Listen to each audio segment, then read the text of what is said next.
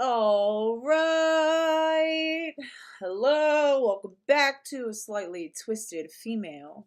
I am your host, Brittany Rue. We got Max in the cut. My co host, Max, says hi, backed by popular demand. He's just my baby dog. He's just a baby dog. Just a baby dog. He is not rabid. There are no rabies. This is my dog. Anyway. So yeah, we are back and man, it is like it's just a continual shit show over on the internet. So I'm a little bit late to this whole thing, but the whole Julia Mallott, I don't know why. I don't know why I've been like this my whole life. Whenever a topic is really popular, it's like I kind of like don't want to deal with it. And I end up waiting till it's like died down and then I'll go look at it. Cause it's just like all this different stuff and whatever. I'm like the same with movies. Like if the more that some people tell me to watch a movie, the like less I want to see it. I don't know why. Whatever. Anyway, so we're gonna deal with this Julia Mallott thing. Julia is one of the good trans, the helpful trans. He's a gender critical trans woman who, was seen at Gen Spec. And yeah, I mean, what's her name?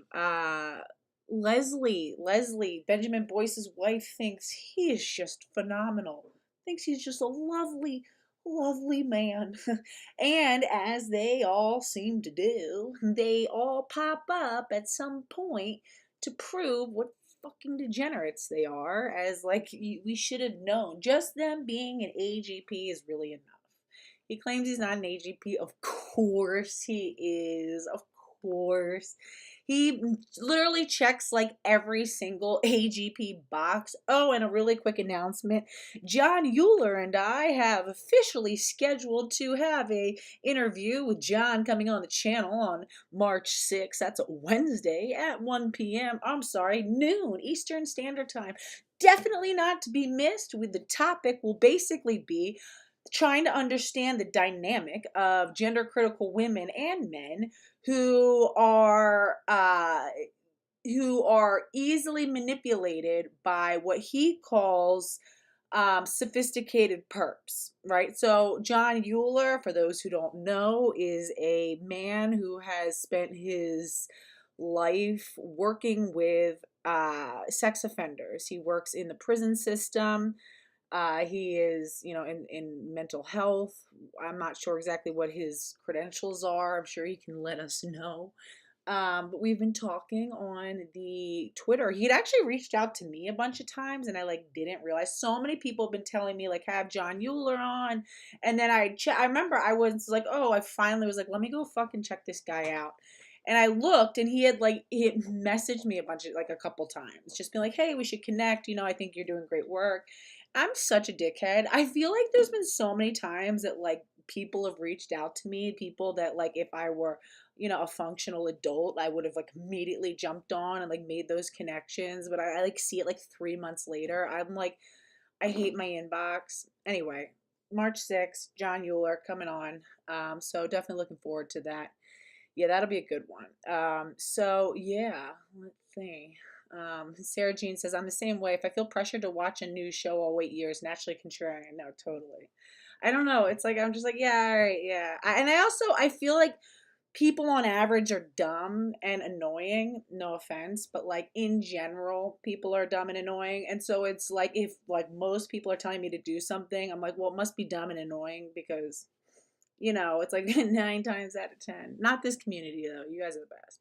All right, so anyway, the topic today is Julia Mallott. Again, the helpful, wonderful, true trans of Gen Spect crew, who is co-signed so lovingly by Leslie of the Radical Center. Let's take a look what he's up to today.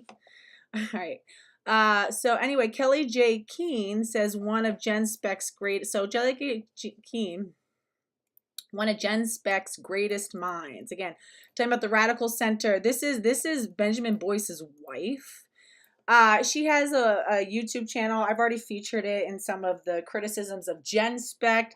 But like basically her whole thing is that like if we are firmly pro reality and if we refuse to capitulate to any version or iteration of gender ideology and we refuse to find like the common middle ground, that like she's one of the people who like cast us like as like ultra GC, like it's almost like ultra MAGA, like trying to say that we're like QAnon, that we're like far right extremists if we don't want to capitulate to men who are using these elaborate cuttlefish strategies so that they can access their intended sexual target, and we can see through that stuff.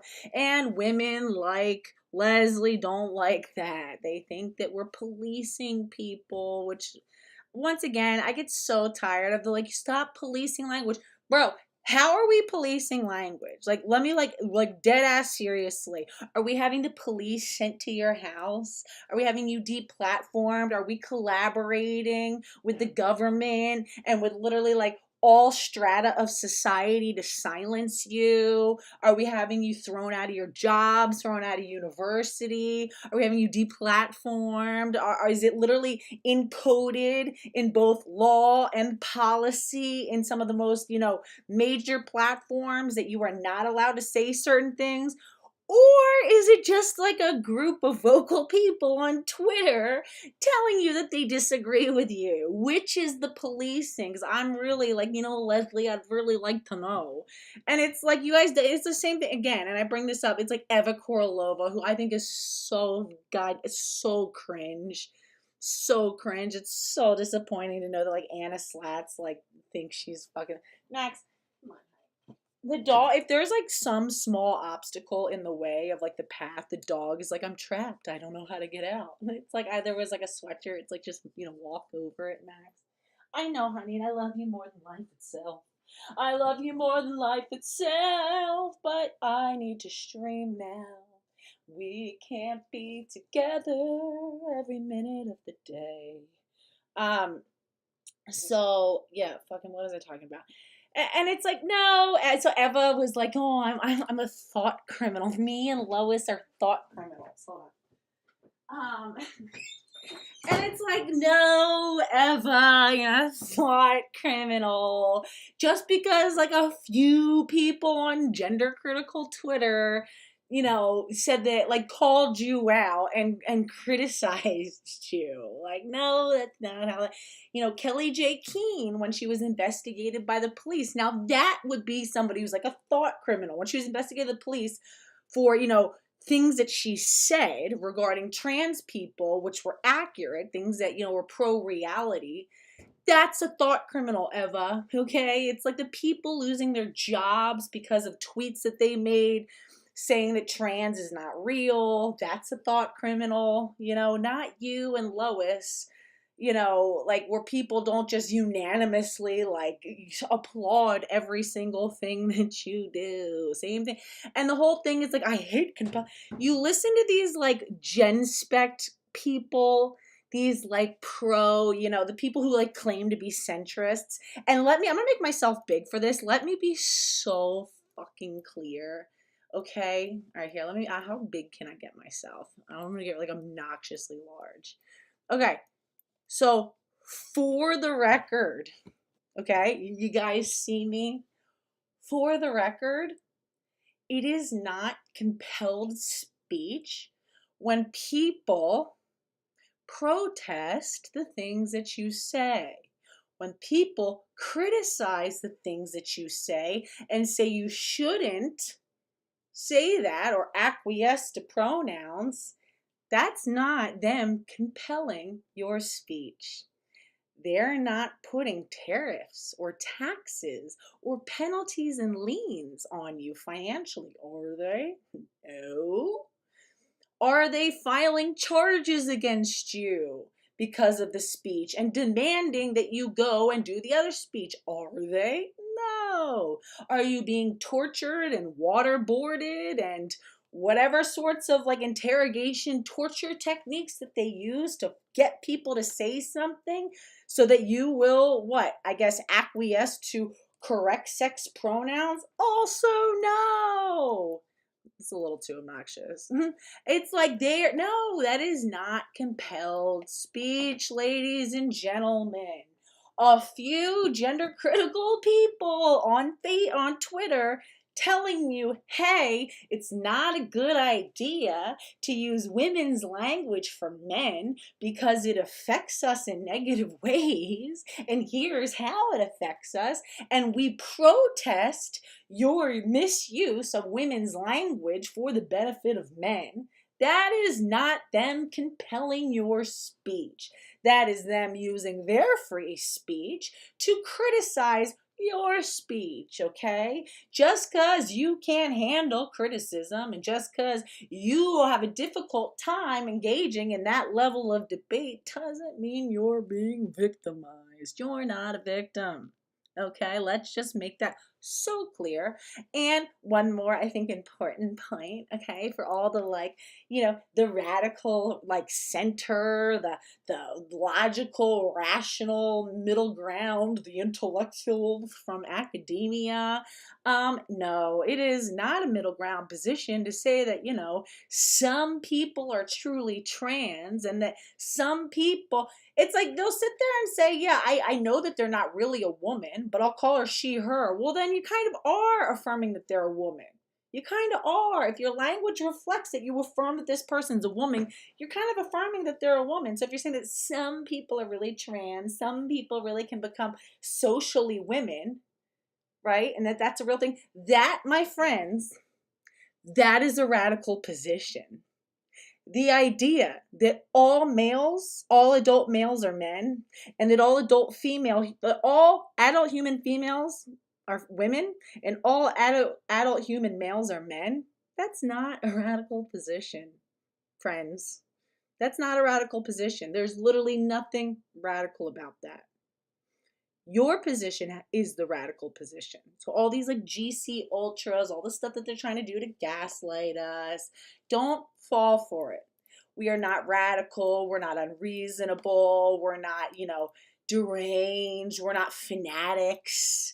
There's nothing fanatical about maintaining truth and refusing to allow that line to push further and further out.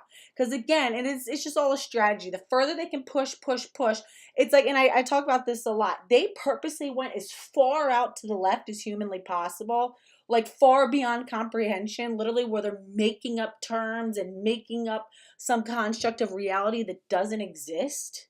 So they knew that when it came to debate, that we'd try to find a middle ground, and the middle ground would end up somewhere closer to what their actual goals were, right? They knew that they weren't going to get away with everything forever, right? But they'll eventually be able to change, culture enough that the rational middle ground is still further out than what reality was, right? They're still winning. We're still having to make a bunch of concessions. Don't fall for it. It's a strategy. Okay? It's a strategy. Yeah, so anyway.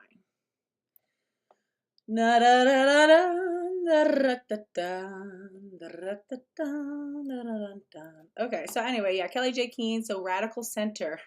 This is Leslie. This is Benjamin Boyce's wife. Her content makes me want to die. It's like she's a TRA. She's a trans rights activist who is not, an extreme activist, but she's certainly a trans rights activist. She constantly is criticizing, gender critical people, or I don't even want to call it gender critical, doesn't even seem like the right term anymore, but we're just going to use it for lack of a better term. But you know what I mean? Like anti-trans, anti-gender ideology.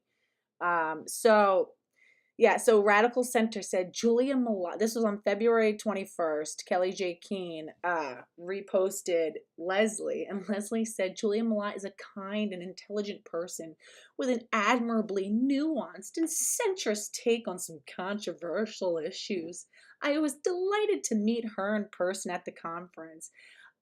Leslie, calling a man her is not a centrist, middle ground. That is a radical thing to do.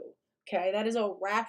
Go back 100 years and start calling some man she, her, and tell me if there's literally anybody who thinks that that's like a normal or reasonable thing. Okay, even 50 years, even fucking 30 years, it's not normal or reasonable. That is a radical position. Do not let them gaslight you into thinking that by feeling that way, that that's somehow like a reasonable stance. It's not. Let's see. Leslie is a great person who has interesting conversations with all kinds of people. Why are you doing this? Why? How could you do this to Leslie and Julia? It's like, bro, what do you mean, why are you doing this? What did she do? What did she say? All she said was, Kelly J. Keene says, one of Jen Speck's great finest minds. Why are you doing this? All right, so let's take a look at what's all the hubbub about? Let's take a look. Who is Julia Mallott? Well, his real name is not Julia. We'll start there. I don't know what the fuck his real name is, and I don't care. He's like wearing some floral print. He's clearly one of these like autistic, like incel to trans types. Clearly an autogynephile, claims that he's not, obviously is. Like literally is so whatever. Let's take a look. All right. Oh dear. Oops. Oh wait, hold on. Let me go back. Oh, fuck all this shit. Hold on. Let me get it back. I want to get the actual one. Oh yeah, but real quick. So again, Isadora, so Clarence says, wonder if Leslie still feel this way, and you'll find out what all the criticism is. And Benjamin, jumps in, says she surely isn't keen on being publicly ridiculed. The level of hyperbole that these so-called like centrist TRAs, we're gonna call them centrist TRAs. These are centrist, or these are no, we'll call them conservative trans rights activists. All the people who claim to be centrist gender criticals, they're actually conservative trans rights activists, or they're like, they're less radical trans rights activists. Okay, but they're still radical in terms, anybody who's a trans rights activist is radical, right? So we'll say like a moderate trans rights activist. We'll call them moderate trans rights activists or trans privilege activists. Benjamin Boyce says she surely isn't keen on being publicly ridiculed in order to force her to think a certain way. What about, okay, hold on. The person's original tweet is just asking a question, wonder if Leslie still feels this way. Benjamin Boyce says, like, she certainly isn't keen on being publicly ridiculed in order to force her to think a certain way. Who's forcing her to think anything? Who's ridiculing her? What is she being criticized? Oh, they cannot handle criticism. They can't.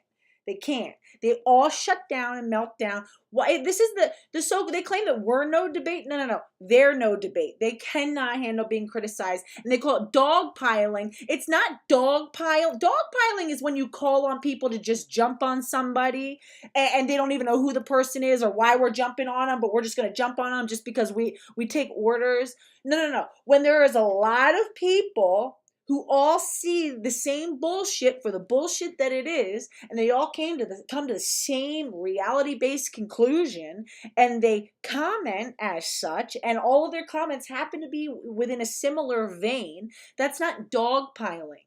That is just a lot of people who are able to see that you're full of shit. You feel me? Not dogpiling. Dogpiling is when people jump on just to jump on because someone told them to and they don't really know why, but they're just going to follow along, right? Isn't Keene fine with Rose of Dawn and Blair White? Isn't that an issue? I don't know. I'm not responsible for Kelly J. Keene. I don't, you know what I mean? She's not like the end all be all. I think she's doing great work in Great Britain. I can't speak for her. You'd have to ask her that. I sure as hell am not. Okay, so let's take what's all the yeah. Oh wait, hold on. Yeah, and then Isadora Clarence says, anyone who thinks Juliet Mallott is a kind, intelligent holder of, quote, admirably centrist views deserves ridicule, along with a heaping side of pity for being such a poor judge of character. I don't care if she changes her mind. I care about the naivete and that her viewpoint reveals. And why are these people having such big platforms? Like, well, I learned and I changed my mind. Well, then, you kind of like should have your platform revoked if it's big, right? It just should be a warning to others, like, hey, this person doesn't know where they're headed, and you really shouldn't be following them anywhere because they don't know where they're going, right? So let's take, who is this fine young Julia Mallott? Let's take a look, shall we? Let's take a look. I know, Ben Boy. Well, I mean, listen, and Benjamin Boyce is correct in, I don't know that I would say it's white knighting because it's his wife, right? I do think he's correct in defending his wife. I just think that they're both clowns, and I think his wife is a clown, unfortunately. But I get it, she's cute, so it's like, do what you gotta do, Ben. Come up with some bullshit fucking, positions. Get your girl. Oh, wait, hold on. Let me get back. Hold on. My bad. Already 20 minutes. Dun-dun-dun. All right, here we go.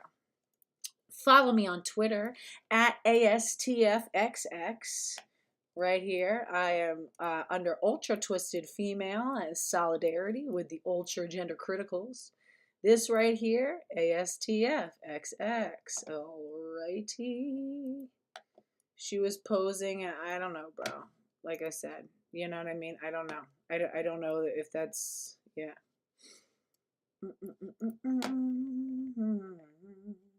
I'm not sure that means that, whatever. Okay. I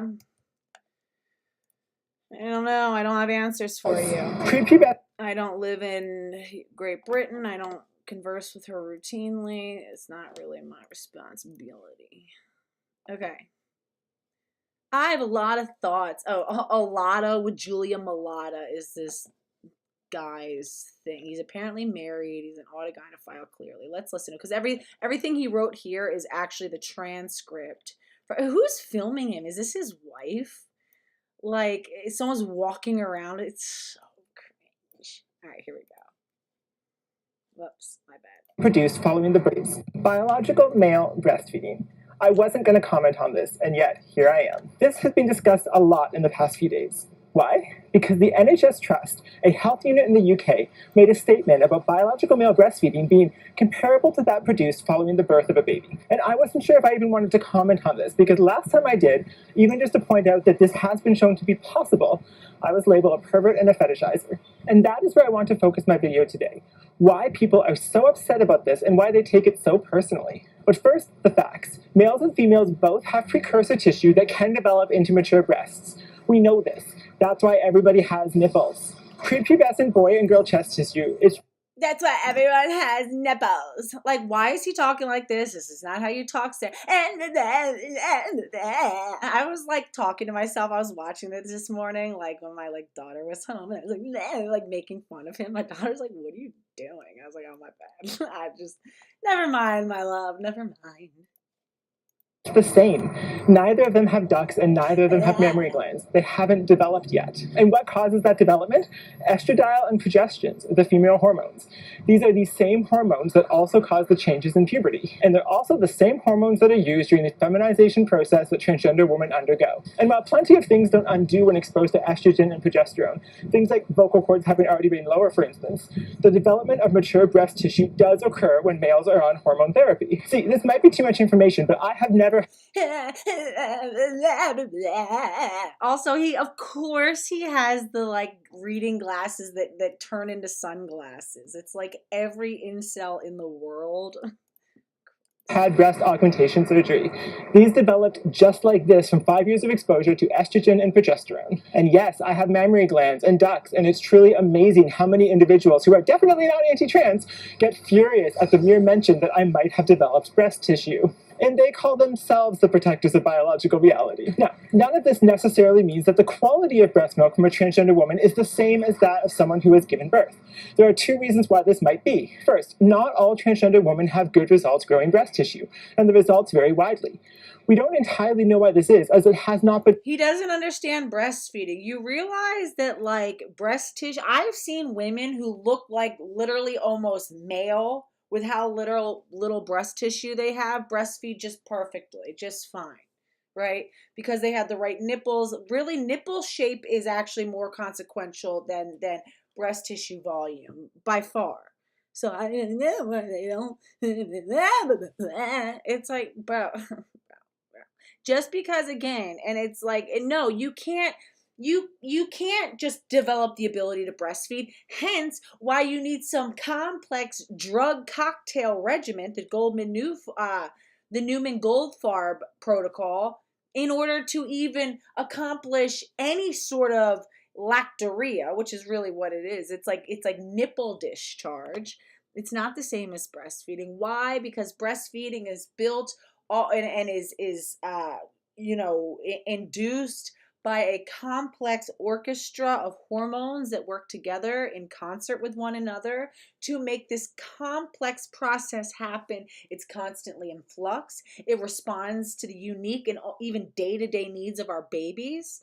I'm going to go on a rant, but let's finish this because I want to talk to you about just how magnificent our bodies are and how much there is these men. It doesn't matter how much hoping, wishing, or a little bit of discharge they're able to produce will ever even come close, scratch the surface of what our bodies are capable of doing. Okay. Been well researched, but presumably the combination of the age that someone begins hormones and the hormone profile they are exposed to will have drastic effects on their development. See, unlike testosterone, which is fairly stable in males, estrogen and progesterone levels cycle all over the place in biological females. There you go. Estrogen and progesterone cycle all over the place in biological. And it's not just those two, testosterone too. We have testosterone, right? We have and those aren't you realize that those are not the only hormones that interact with our female biology. Oxytocin interacts with our female biology. Prolactin, progesterone, estrogen, dopamine, the stress hormones. So no, it is so much more. And we're gonna read something by Julie. I think it's Kate Buckley. We're gonna read some really interesting stuff about breastfeeding after we listen to this nonsense. Raising and lowering in response to various menstrual triggers. We don't even fully understand how that complex hormonal profile affects breast development in biological females, and we certainly don't know the results fully in biological males. Wait. He wore prosthetic breasts. Are you talking about him? JJW said JJW but wore his own prosthetic breasts for months before growing moobs. Tell us more. This and other reasons means that the breast development results of transgender women vary widely. But then, of course, there's also the second reason, which is that biological males don't get pregnant, and it is pregnancy that spikes prolactin levels and results in milk production. Any transgender woman who is looking to breastfeed a child is going to need to go on dopamine antagonists such as Domperidone in order to raise prolactin levels. And drugs like Domperidone may actually be a problem. There are mixed opinions and a lack of research on the extent to which Domperidone carries into the milk supply when lactation is induced. But this is not a trans issue. This is an induced lactation issue. My city has 4 lactation consulting clinics, and it's not because we have thousands of transgender women breastfeeding. It's because biological females have long been inducing lactation for plenty of reasons. Sometimes it's because they're lesbian and the non-birthing mother is breastfeeding the child. Sometimes it's because a surrogate mother is involved in the child's birth. And that's not appropriate either. It's really not. That's not really appropriate either. I don't think that adoptive parents or the non-birthing lesbian mother or partner should be, inducing lactation through like a complex drug regimen, right? I don't think it's appropriate either. At the time, the mother simply has a problem getting lactation to begin because bodies are complicated. Hormone levels can be all over the place, and there are so many reasons why a prolactin spike simply might not occur. JJW says Mallott spoke at a special hearing of the Halton District School Board about Lemieux as one of the good trends. Oh wow! So what's the guy's first name? The Lemieux guy. Really quick. We gotta find that Lemieux. Lemieux trans. Oops. Yeah, here we go. So basically, I guess Julia Mallott defended this guy. This was the shop teacher who wears prosthetic breasts to class and who was, of course, he's Canadian, was totally defended by the school board. He was, hired again. He's like untouchable, and he's wearing this in class. It's so insanely inappropriate. He's flaunting a very extreme, bizarre sexual fetish, and it's for sexual purposes, and it was protected and allowed, right? Protected and allowed. Here, look, just really quick, so you guys can. So Mallott, the guy who's talking, Julia Mallott, when he's also from Canada, of course. I guess this commenter JJW is saying defended this guy as like a good trans, which is, so they're all good. As many as they can get across the line as being accepted as a good trans, they're going to bring along. This is a Trojan horse. Any so-called gender critical person who is enabling this is really is a trans privilege activist. They are actively trying to include trans identifying people and gender ideology, within gender critical spaces as a way to muddy the water, cause confusion, and basically, neutralize the effect and the power of our movement. That's what that is. Okay. These people should be regarded as much as trans privilege activists as literally anybody else, and probably even more so because they're actively taking these sophisticated strategies to take down our movement. They are not on our side. I don't care what good work they've done. Once they start doing this, none of the rest matters, period.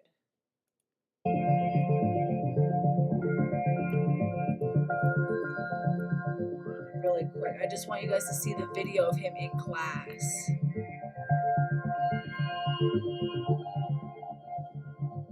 He was trying to claim, I think at first he was trying to claim that it's not a prosthetic. And then he was like, no, this is really how I am or something. But then people saw, then he put, someone caught him out and about walking around without the prosthetic. These are huge, bizarre prosthetic breasts that he was wearing to teach high school kids shop class. Controversial Trafalgar High School shop teacher Kayla Lemieux has broken her silence after New York Post published photos. Kayla Lemieux. Oh, Jesus Christ. The Oakville shop teacher 39 exploded onto front pages, and I think it was RouXX who had a big role in breaking this story around the world when photos snapped by students revealed him wearing ginormous prosthetic Z-cup breasts. Why are you calling this her? This is, I guess, what, Sun? The Toronto Sun? A man who is engaging in his fetish is not a woman. A man who is engaged, and every time you use she, her pronouns, you're affirming that this person is somehow a woman. You're enabling abuse. Good job. Every single time that you acquiesce and pander to these people and their sexual desires and deviancies by using their preferred pronouns and calling them a woman, you're enabling them. You're emboldening them. You're confirming them. And you're confirming that some women are this. And I don't understand how you can say, well, you acknowledge reality, but you're going to use preferred pronouns. Once you start, including him as she, her, you're saying that he is a woman. He's socially a woman. That's what that means. You cannot acknowledge that someone's a man while socially acknowledging that they're a woman. You cannot say that you're reality based or that you understand reality if you're going to use preferred pronouns to be polite and kind and whatever. It's not polite and kind to women to have the definition of who we are destroyed, muddied, confused. That's neither polite nor kind. It's spineless is what it is. It's spineless. Right? It's like the idea of like in Liberia when the rebel groups would come and like demand that you give them one of your sons or something, or a neighbor's son, to go fight with them. It's like saying please and thank you and sure, go ahead, is the more polite thing, right? And the radical and over the top thing would be screaming, jumping on the child, saying no, trying to attack the person and say, get out of here, right? Politeness isn't just like smiling and being agreeable. Kindness isn't just smiling and being agreeable and going along with things to make everyone feel. That's actually just selfish, because you want to just be liked by whoever's in front of you. That's selfish. It's spineless. It's lazy, but it sure as shit isn't kind. It sure as shit isn't polite. It's not polite to the women whose lives are being ripped upside, getting ripped apart, turned upside down by gender ideology, who are on the front lines dealing with this and never asked for this. There's nothing polite or kind about giving our identities away to dangerous, fetishistic men like this. Even calling this person she, her is so absurd. Why does he get to be identified as she, her? Because he's wearing prosthetic breasts and is engaging with a fetish? How absurd.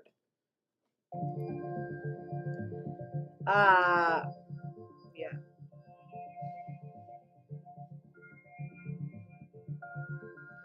So that's the Oakville Trafalgar. Halton parents loudly protested Kayla's presence in class. Are Z-cup prosthetics safe for class after major squirming? The school board said they were backing their gal. Wow. But like, stop calling. It's not a gal. It's not a gal. This is a sick, sick man. Women, this is not our crimes. This is not our behavior.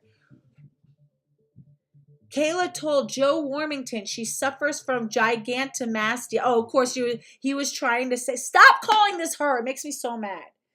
Kayla told our Joe Warmington he suffers from gigantomastia and was born intersex with XX chromosomes plus a hormone sensitivity to estrogen has caused it. And of course, and then he was saying that these were natural breasts. Come to find out, they saw him walking around. You were born XX and you would be female, sir. It's like you clearly don't understand much about the Y chromosome or the SRY gene or how any of that works, or Müllerian structures or anti-Müllerian hormones or any of that, literally at all. You clearly understand nothing. Christ. So this is him in class. And students are obviously so uncomfortable. And part of it is when these men get off on, doing this, getting away with this. It's the same thing as flashing, right? That's the thrill. That's the sexual thrill, is pushing this onto non-consenting, uncomfortable people. That's why they're getting off. Yeah, it is South Park, literally. This is even a trans person. There are no trans people. Trans teacher causes a stir. Come on.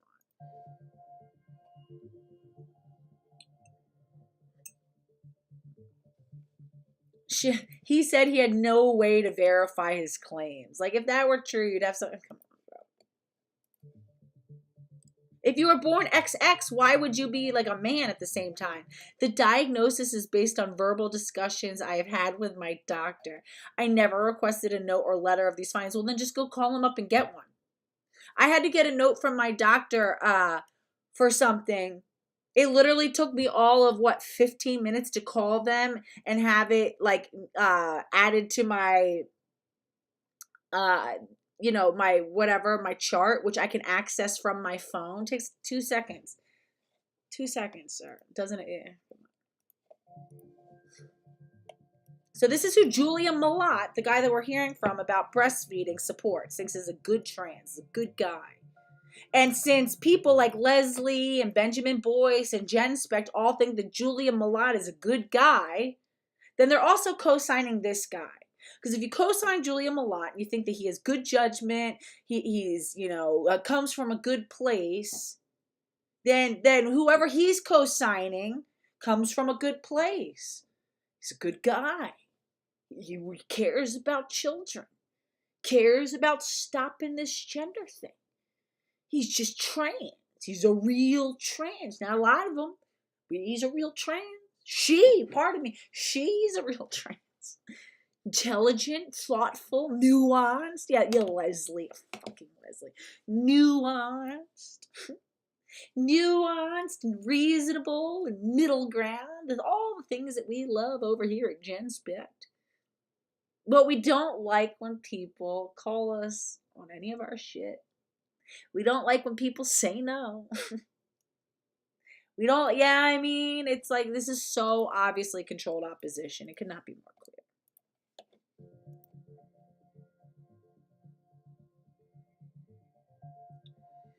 Honest Han says, according to KJK, Julia's real name is Simon. Interesting. He denies it's her dressed as a male and post snaps. Not me. No, it is. It sure is, sir. Nothing to see. Yeah, this is normal. I never felt I was obligated to reveal personal details about myself based on special interest from the media. And I never wanted any attention. No, you just wanted attention from your minor students. You wanted attention from children. You wanted sexual attention from children. That's what you wanted. And you got the attention you deserve, which is attention from their parents. And this spineless scumbag school board, who should be voted out and replaced immediately, stood with this man and his right to engage and indulge in his fetish while using children as props to do so, against the consent of children who are so uncomfortable that they took it upon themselves to become their own investigative journalists to expose this creep, and you didn't protect them. You did not protect them. Start getting involved in your school board. I don't care, by the way, and I don't know if you guys know this, it doesn't matter if you have a child in the school system. If you are a taxpayer, really, you can go, if you are you can go to any school board for the most part, unless they have policies saying that you have to be a taxpayer. But in your own county, if you are a taxpayer, that means you are paying for the school board to exist. You're paying for the school to exist, and you have every bit, every amount of right to go and be heard, to express yourself at the school board, to have an opinion, to supply that opinion during school board meetings, which happen monthly. Go look up your local school board schedule, and they have to make the agenda publicly available. Go look at the agenda, look at what they're talking about. You're allowed to go ask questions. There's a time period where you're allowed to speak. Every school board is a little bit different. Do not think that just because you don't have children enrolled in that school district, as long as you live there and you're paying money, you have a voice and you have a right to affect change. Okay? We're all responsible for this. As adults, we are all responsible for the care and keeping of our children. Go be brave. It's small things you can do. Go be brave. Have a voice. If you're nervous, wear a mask. Say that you're still into COVID. You know what I mean? And that's okay. That's not cowardly. Start taking steps. Write a letter. We can do this. But the school board works for us. I remember I had this a conversation with my son one time. And he was trying to say there was some optional class, homework or something. And my son was saying, I was like, I want you to do it. And he was like, no, we don't have to do it. It's optional. I was like, it's not optional for you. You're going to do it. And he was like, no, my teacher said I don't have to. I was like, oh, mijo, I think you're very confused, okay? He was like, if my teacher says I don't have to, then I don't have to. I was like, oh, you poor little peanut. Your teacher is my employee. I don't think you understand that, right? You understand that I'm literally I am the fucking highest on the food chain when it comes to this family. Okay? Your teachers are employed by me, right? They're employed by my tax dollars. If I have a problem with something that they're doing, I can fire them. I can pull you out. I can go and, whatever. If I say you have to do it, you have to do it. Doesn't matter what the teacher says. It matters you are my child. This school is meant to enrich in your life on behalf of this family, not the other way around. We don't work for them. They work for us, okay? That is the same truth for everywhere. School boards are elected positions. Get them the fuck out of there. And in terms of like people are like, oh, you know how like we want to get involved in more local elections and things that really matter. School board is a big one.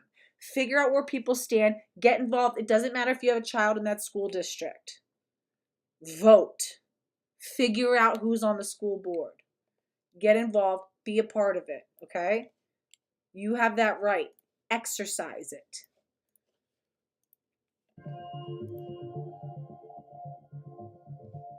Yeah, Jessica, that's a really good, and you know it's a really good way to get into really protect, like if you don't have children or if you do or you just care about the kids in your community, a really good way to be like kind of a watchdog for kids in your community, even if you don't have children, but you feel called to protect the children in your area.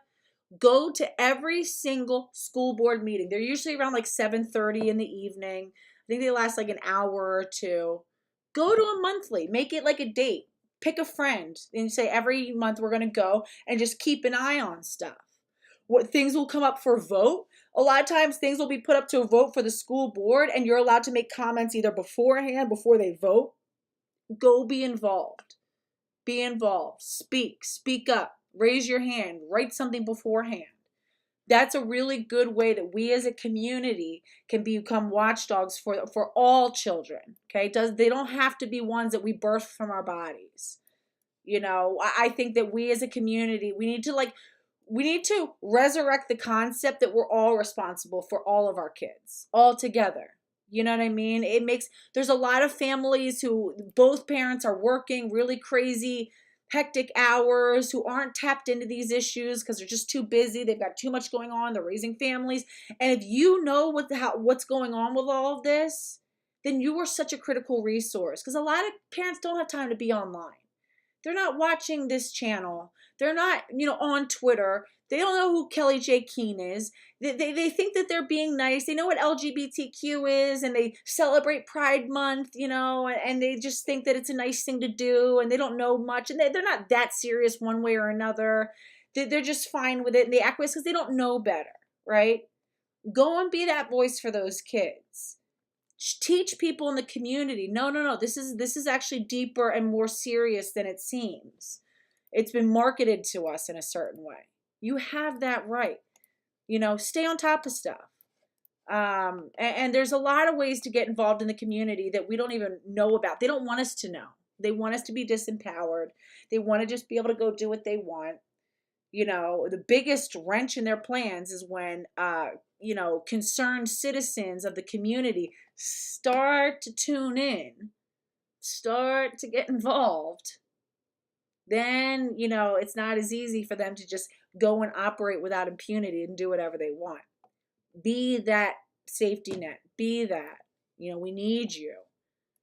We need you. I can't always make it to school board meetings because I have kids. It would mean so much to me if I knew that other adults were there coming in and holding the line when I can. Holding the line when I can. So where does this leave us? Transgender women, or at least some transgender women, can most definitely produce breast milk in some cases.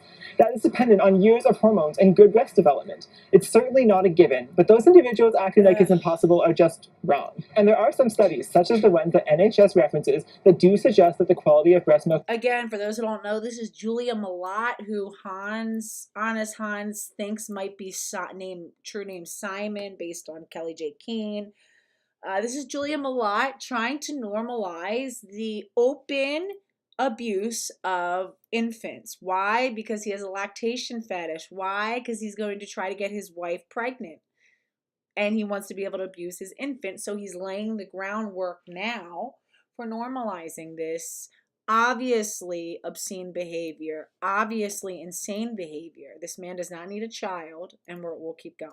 Is good, but it's an under-researched area, and there are also studies that have pointed to potential nutrition concerns. This is something that we should research more. But as we do so, we should also consider this complexly. There are tons of things that lead to lower quality breast milk, like caffeine and energy drinks, and alcohol and nicotine and other drugs. And there are plenty of options that also don't involve solely breastfeeding a child from a trans woman's breast milk. See, what is blatantly transphobic transphobic, and yes, I will use that word here, about the outrage over transgender women breastfeeding is that plenty of biological females make bad choices while breastfeeding, and we allow them to do this. And just by the numbers, that is a much, much bigger problem than the occasional trans woman breastfeeding. Because let's actually think about this. It's an uphill battle for a transgender woman to breastfeed.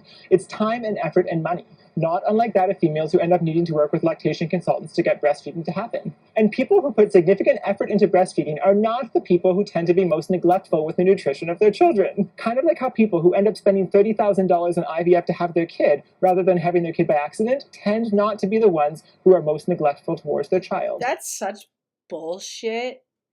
Just because you spent all this money, some people treat children as an object. And no offense, but like going above and beyond to go and create a child that isn't naturally going to happen, using all this technology, money, and resources because you have them disposable to you, doesn't mean that you're somehow going to be, a more nurturing and wonderful parent. Sometimes, honestly, to me, it means that you see your child as an object, something to be owned and possessed, and that you are demand to own whether it's going to happen or not. And you'll use whatever technologies are available to you. I know plenty of parents who conceived through IVF, who the kids immediately got dumped with daycares and au pairs and nannies and stuff like that. And it was all about, they wanted the child for the sake of having the child and having a legacy. Like, it's like, this guy doesn't fucking get it. He's not really a parent. He's like, has I think a foster to adopt child, which is scary. He has a teenage daughter who he got as a teenager. So him and his wife were somehow awarded a teenage girl. Hold on, sorry. There's like something under the obviously Canadian government. I'm sure probably raced him to the top of the list. He adopted a teenage girl. So imagine as like a mother who, maybe you have drug problems or for whatever reason, or some mental illness, and you love your child, but you lost custody of them and you were never able to regain custody, and you wanted to be a mother, and for whatever reason, it was severed from you, and you couldn't get away from a difficult situation, and you know that you have a child out there and it's adopted by one of these creeps, knowing that your child is now living with a guy like this. As a teenager, why are you adopting teenage girls when you're an autogynephile? That's already scary to me and should probably be investigated. And no, I am not saying that people who have natural born babies are child abusers. All I'm saying is that when you have to work this hard to have a child, you tend to want to care for them. So what about me? I have never breastfed. Why? Because my child is 17. No, he sounds like a man. So April Ray says maybe he had voice surgery. He doesn't sound natural. There's not really any surgery that they can do to change your voice. The only surgery that they do is like the tracheal shave, which is to shave down the Adam's apple. And I don't know if that has any impact on the timbre of the voice. I don't think that it does. But no, I mean, he sounds like, it's just performative. It's like, I just hate when they get real. So this is what we're going to talk about with John Mueller, is how these like more intelligent, sophisticated, like sexual predators use these very elaborate, sophisticated strategies to access their intended target.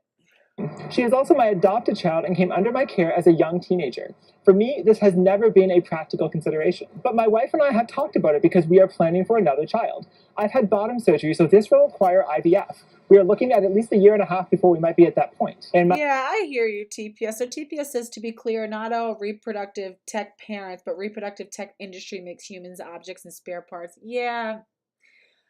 The more that and trust me, you know what I mean? I remember even going through a phase once I found out I was going to be infertile after cancer, even though I have 4 children. Like, I can't lie. Like, I might have wanted to even like continue to build my family. I had children young, so it's like as I got older, my kids were older, and it's like 4 seems like a lot of kids, but only really in modern times. Whatever, I can't anymore. So the point is moot. But I totally looked into, like, I was like, what if I have a new husband or down the line or whatever? And I was like, I wonder what kind of like options would be available to me. So it's like, yeah, but a lot of that was like self-serving, right? It was like, oh, what if I meet somebody and he wants a child and then he won't want me if I can? And I got to make sure, like, it was really self-serving. It is still kind of objectifying kids. And it's like the more that I've really gotten down this journey of really unpacking transgenderism and gender ideology, I think that like an unintended sort of consequence of all of this is me realizing how much I actually think that artificial reproductive technologies is such a dangerous thing. It's such a dangerous thing. It's a really weird path that we're all on. And it's a weird path that we've all kind of, again, because it's like, you sit there and you're like, no, you want to have all this compassion. You think about how heartbreaking it must be for people who really want to be parents and who just can't. And it puts a strain on their marriage and things like that. And you think about stuff, right? You think about stuff about people who like, maybe they loved each other and want to start a family, and maybe like the husband won't stay if the white can't give him a baby. And she's like so distraught. And we think about these things, and it's like we side so much with the adult's perspective and all this sort of stuff. Again, because we put so much value in reproduction as sort of like a symbol of somebody's, what they've contributed. But I'm just starting to lose my I'm just starting to really, really not see artificial reproductive technology in a favorable light. I think it's a dangerous thing. I think that it really does turn humans into objects and commodities to be bought, sold, traded, owned. I think that we think it's not going to just stop with helping some people who can't have babies have babies. It's going to keep evolving. We're going to keep normalizing things that aren't normal. It's not normal for an infertile person to be able to have a child. It's really not normal for a lesbian couple to produce a child together. It's not normal for a gay couple to rent a woman's body to have a child. It's not normal for a heterosexual couple who's in their 50s to be able to conceive a child. It's not normal for, a woman who is, otherwise like whatever, infertile to have a child. There's just a lot of different things. And I think when we start to normalize the abnormal, we create this whole like human element where we're like, oh, but I think about how horrible it is. I think the consequences are a lot scarier, right? As heartbreaking as it is for people who wanted to be parents and can't, trust me, I get it. I get it. Okay. I had to have pelvic radiation, which means I'll never be able to have another child, whether I wanted one or not. And I totally I would have definitely had more kids. Like, I know some of you guys probably think I'm crazy, but I thrive as a parent. I love being a parent. I love being a mother. I enjoyed being pregnant. I loved having babies. I loved taking care of them. I love watching their relationships grow. I love dedicating my life to it. I really would. I would have done this for the next 50 years. It makes me sad when I look that my youngest is, in kindergarten now. It makes me sad when I think like, damn, this is it. It really does. I mean, and again, you got to understand within like the midwifery community, a lot of the midwives and people within the home birth community have a lot of children. The woman who I had on, Abby, who I interviewed, who I used to work with, she has 8 children and she's a full-time midwife. She runs around to different births. She has 8 children. She's my age. She's like 35 or something, or 36 or 37, something like that. And I think is still, and she's like religious and doesn't practice birth control, and basically her and her husband decided that they'll have as many children as God gives them and whatever. But so I had to go through mourning, and I felt stupid because people are like, you have 4 kids. And I'm like, I know. I know. But I'm also going through a divorce, and it's like, you know what I mean? And what if I wanted to like start a family again, whatever, when my kids get older, and I had started having my kids young. But at the same time, it's like at the end of the day, my children aren't objects to be owned and to fulfill me. I'm in service to them, and they do fulfill me. But it's like it was a blessing that happened to me, and I understand the heartbreak. I do. I know it seems like dumb because I already had kids, but I do understand the heartbreak. But I just think that the consequences, the damage, the problems that this path will lead to way more human suffering and trauma and bad things and darkness than the possible benefits I just, maybe like some small things like Clomid. Clomid is a drug that helps stimulate your ovaries to release eggs. If you have like an irregular, cycle, things like that. But I just think we need to really, really, really be cautious. The same way that having birth control was a wonderful advancement for women, also has a lot of, has altered society in unquantifiable ways. It's changed our relationship with ourselves and our bodies and so many other different things. So everything has a consequence, and when we're changing such fundamentally biological realities and changing the reality of our processes and how our bodies work on such, really, I think, a radical scale, then we've got to assume that there's going to be a radical shift in humanity. And we cannot underestimate how serious those things can be. I think we overemphasize the individual, and it's almost, doesn't matter how it impacts the rest of the world and humanity from this point forward, as long as the individual is fulfilled, as long as they're happy, right? And I think all of that is really just to convince us to just keep going with technology and allow these scientists and doctors and academics and whoever to play God. And I think it can get very dangerous.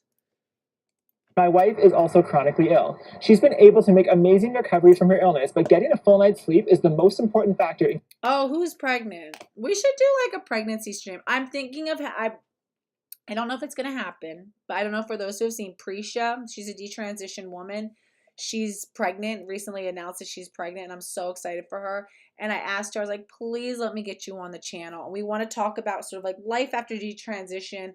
So much of the conversation around detransitioning has been like really macabre and highlighting the horrible, dark parts of transition, which is important. It's really important for people to understand how dark and negative it can be. But for those who've already transitioned and are looking to detransition, it's also important to show that there is life after detransition, right? We can restore our connection to our female bodies. And I think it's this really beautiful thing that she's got pregnant naturally. And I think, I said it would be really nice to have you on to talk about this sort of celebration of new life, right? Both in the baby that you're carrying and new life for yourself, as, reclaiming your womanhood and your female body, and what that experience has been like for you and how it's reconnected you to being a woman. She had a double mastectomy. She was on testosterone for a lot of years. She does a lot of really phenomenal work, speaks to the Senate. I mean, she's really in the field. She's doing it. She's one of the detransitioners that we should be listening to, I think. I really, really, really appreciate her. She's doing a lot. She's helping bills get passed, protecting kids, so many different things. So I really want to have her on. What was my point? Oh, so it would be cool too to like leave a time maybe during that stream where anybody else who's like pregnant, we can go through like some pregnancy announcements and just celebrate that. It's such a miraculous time in women's lives, and we don't celebrate it to the level that I think it deserves. So it would be cool to do that. Keeping her illness at bay. And for anyone who is breastfed, you know how compatible that is with a good night's sleep. So we've casually considered our options of what we might do. Perhaps we will co-breastfeed, something becoming ever more common in. That's not true, because my friend doesn't have a huge salary. So well, she's making a lot of money now as a midwife, but she said that you need to come from money, or both need to have a huge salary to afford 8 children. And that's only if you play into modern life, right? So she's a homesteader. They live on a piece of land. They grow their own food. The kids are all homeschooled. They all work together. The kids are really wonderful. They're well behaved. They're really intelligent. She works with them. The husband works for them. He does, and he's like a really hands-on person. I think he's like a carpenter or something. So he has a lot of practical skills that he can also use at home. She works as a midwife, and so I don't think you necessarily need to have tons and tons and tons of money. I think it's all about how I just feel like we get sucked into this idea that we have to participate fully in the marketplace and fully in um, whatever I'm trying to say, right? But, you can. Like, even, I'm not like a billionaire, you know what I mean? But I think I'm really successfully raising 4 children. And I think it's possible to do if you do it, smart, if you have family around you, if you use the right strategies and things like that. I don't buy anything new. I barely buy anything new. This shirt is from Jen Thomas. I get this, I shop at Goodwill a lot. I shop at thrift stores. I get through a lot of co-ops with clothing shares with the kids and stuff like that. I've learned a lot of my furniture is secondhand. I don't pay, I like refuse to pay a lot for like anything at this point. I have a lot of nice stuff. You know what I mean? There's a lot of ways to live in the world without it being as insanely expensive. It also depends on where you live. So there's a lot of different things anyway. Couples where both partners can lactate. I gotta go to the Perhaps bathroom. we're able to collect enough milk from her during the day so that she can have a full night's sleep. Or perhaps we just Oh, use listen formula. to this There because are this so many pisses me options off. here, Hold and we on. don't have an are not the people who tend to be most neglectful with the nutrition of their children. Kind of like how people who end up spending $30,000 on IVF to have their kid, rather than having their kid by accident, tend not to be the ones who are most neglectful towards their child. And no, I am not saying that people who have natural-born babies are child abusers. All I'm saying is that when you have to work this hard to have a child, you tend to want to care for them. So what about me? I have never breastfed. Why? Because my child is 17. She is also my adopted child and came under my care as a young teenager. For me, this has never been a practical consideration. But my wife and I have talked about it because we are planning for another child. I've had bottom surgery, so this will require IVF. We are looking at least a year and a half before we might be at that point. And my wife is also chronically ill. She's been able to make amazing recovery from her illness, but getting a full night's sleep is the most important factor in keeping her illness at bay. And for anyone who is breastfed, you know how compatible that is with a good night's sleep. So we've casually considered our options of what we might do. Perhaps we will co-breastfeed, something becoming ever more common in couples where both partners can lactate. Perhaps we're able to collect enough milk from her during the day so that she can have a full night's sleep. Or perhaps we just use formula. There are so many options here, and we don't have an answer because what matters most to us is the health of our baby. It's shockingly difficult to get good information about the relative health consequences of each pathway. New information is coming out regularly, and this isn't a decision we need to make right now anyways. And unlike some angry people on the internet, we have better things to do than spend every day thinking about breastfeeding. But the vitriol and dehumanizing comments I've seen around this topic, it's concerning. Why are other people so invested in someone else's breastfeeding decisions? My mere mention that it is technically possible, while acknowledging some of the risks, resulted in some of the most obscene comments towards me that I've ever received. Comments suggested that I have a sexual and pedophilic pleasure at the thought of my unborn child sucking on my nipple. And I last discussed this topic like 8 months ago, and it comes up again and again as people try to brand me over and over on this. But you know what? That's most of the debates we're having on transgender matters right now. People present as being very concerned about the children the moment that transgender matters enters the conversation, and yet they overlook similar concerns, like induced lactation from. Why do you care so much? Why are you so obsessed with us? That would be like a sex trafficker or a child trafficker being like, God, why are you so obsessed? Like, who cares? Or like a child pornographer, or it's like, huh? Why do we care about men who are openly trying to normalize the abuse of infants and who are trying to promote the development of technologies, transhumanist technologies that will change the course of human existence forever? Oh, I don't know, because it's important to all of us. All of this affects everybody. Why are we speaking out about your normalization? Again, because when you speak about this stuff, you're emboldening other men to abuse their infants. There are a lot of women who are going to be coercively controlled into standing by and allowing this as their infants are being abused. Of course, he says, he's like, oh, first of all, if your wife is sickly and sick, why are you trying to dump a child into her? I feel like the only reason that he wants to have a child is so that he can engage with this new exciting fantasy that he has of breastfeeding. It's a sexual fantasy, make no mistake, right? And he's going to try to force his wife into, being able to, through IVF. Her body is saying no. Her body is saying, no, I can't. You've cut, or whatever. I think it's because I guess he said his sperm or whatever probably froze it because these people are so selfish. But no, no, I'm sorry. You're not entitled to a child. A child's not an object. And that's another concern with IVF and a lot of these, like artificial reproductive technologies. It gives children to dangerous people, right? That's exactly what happened. There's no female gatekeeping. They're able to think about these men. When you have things like surrogacy, these men are able to bypass all things of like female gatekeeping, the ritual of like earning a woman and providing for a woman and laying a foundation for a child to be born. They surpass all of that, bypass all of that. There was a German man, a ped, who rented a woman's body through surrogacy, had a child, and he essayed that child for years until the child was finally saved. I'll see if I can find it really quick.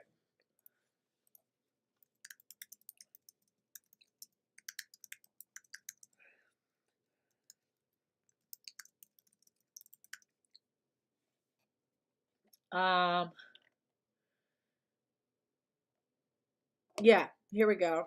He had surrogate. Here we go. This is what these men do, because it's just, again, artificial reproductive technology gives children to let's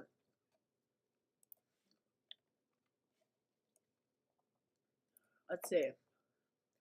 Man who sexually abused surrogate twin daughters, jailed for 22 years. That's it? It should be for life. Father, oh, he only has to serve a minimum of 15 years and 6 months.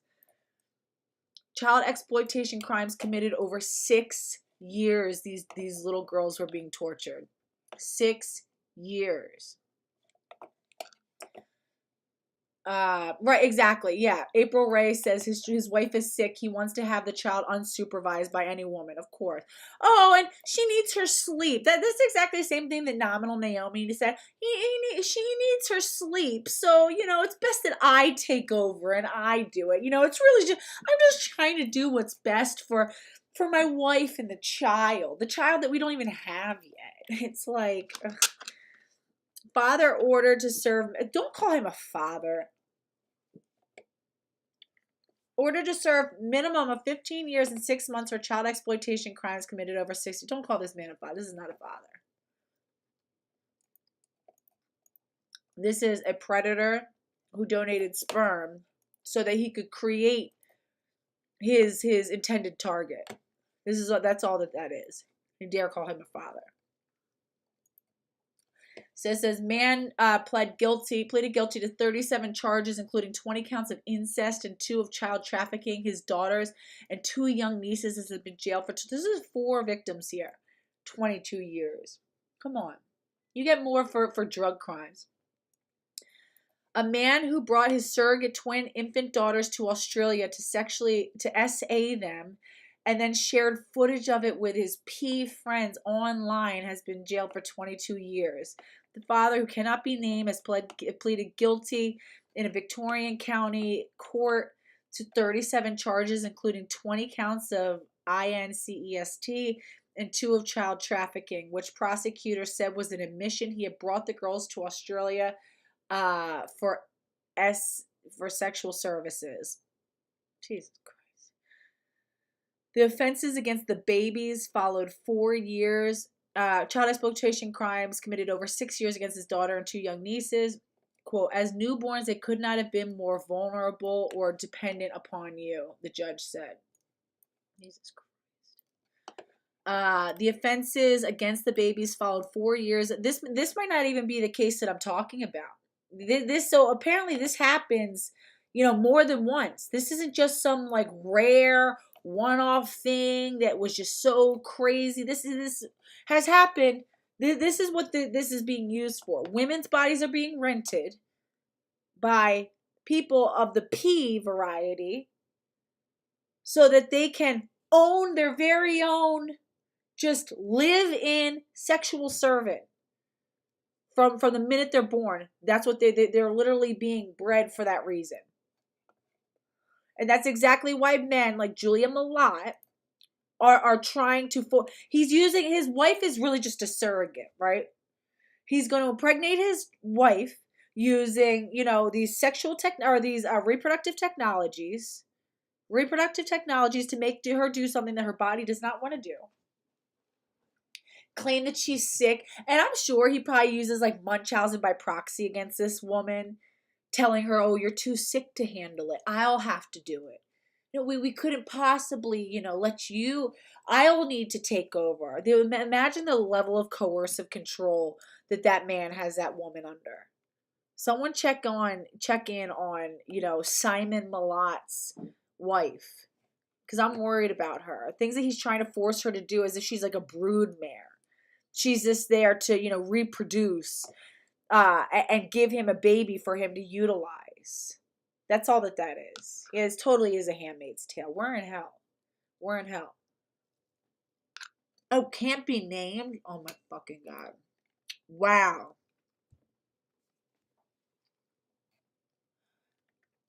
The offenses against the babies followed 4 years of abusing his nieces who were drugged so he could film himself engaging in SA.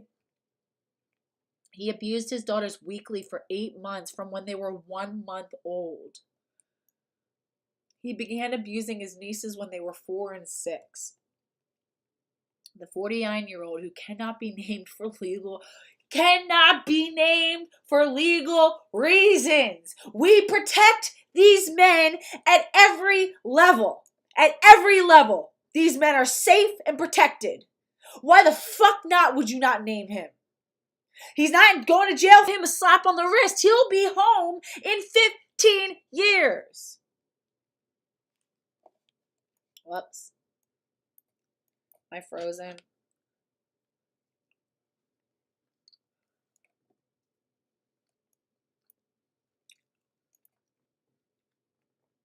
Am I frozen? Okay. I was saying, why can't you name him?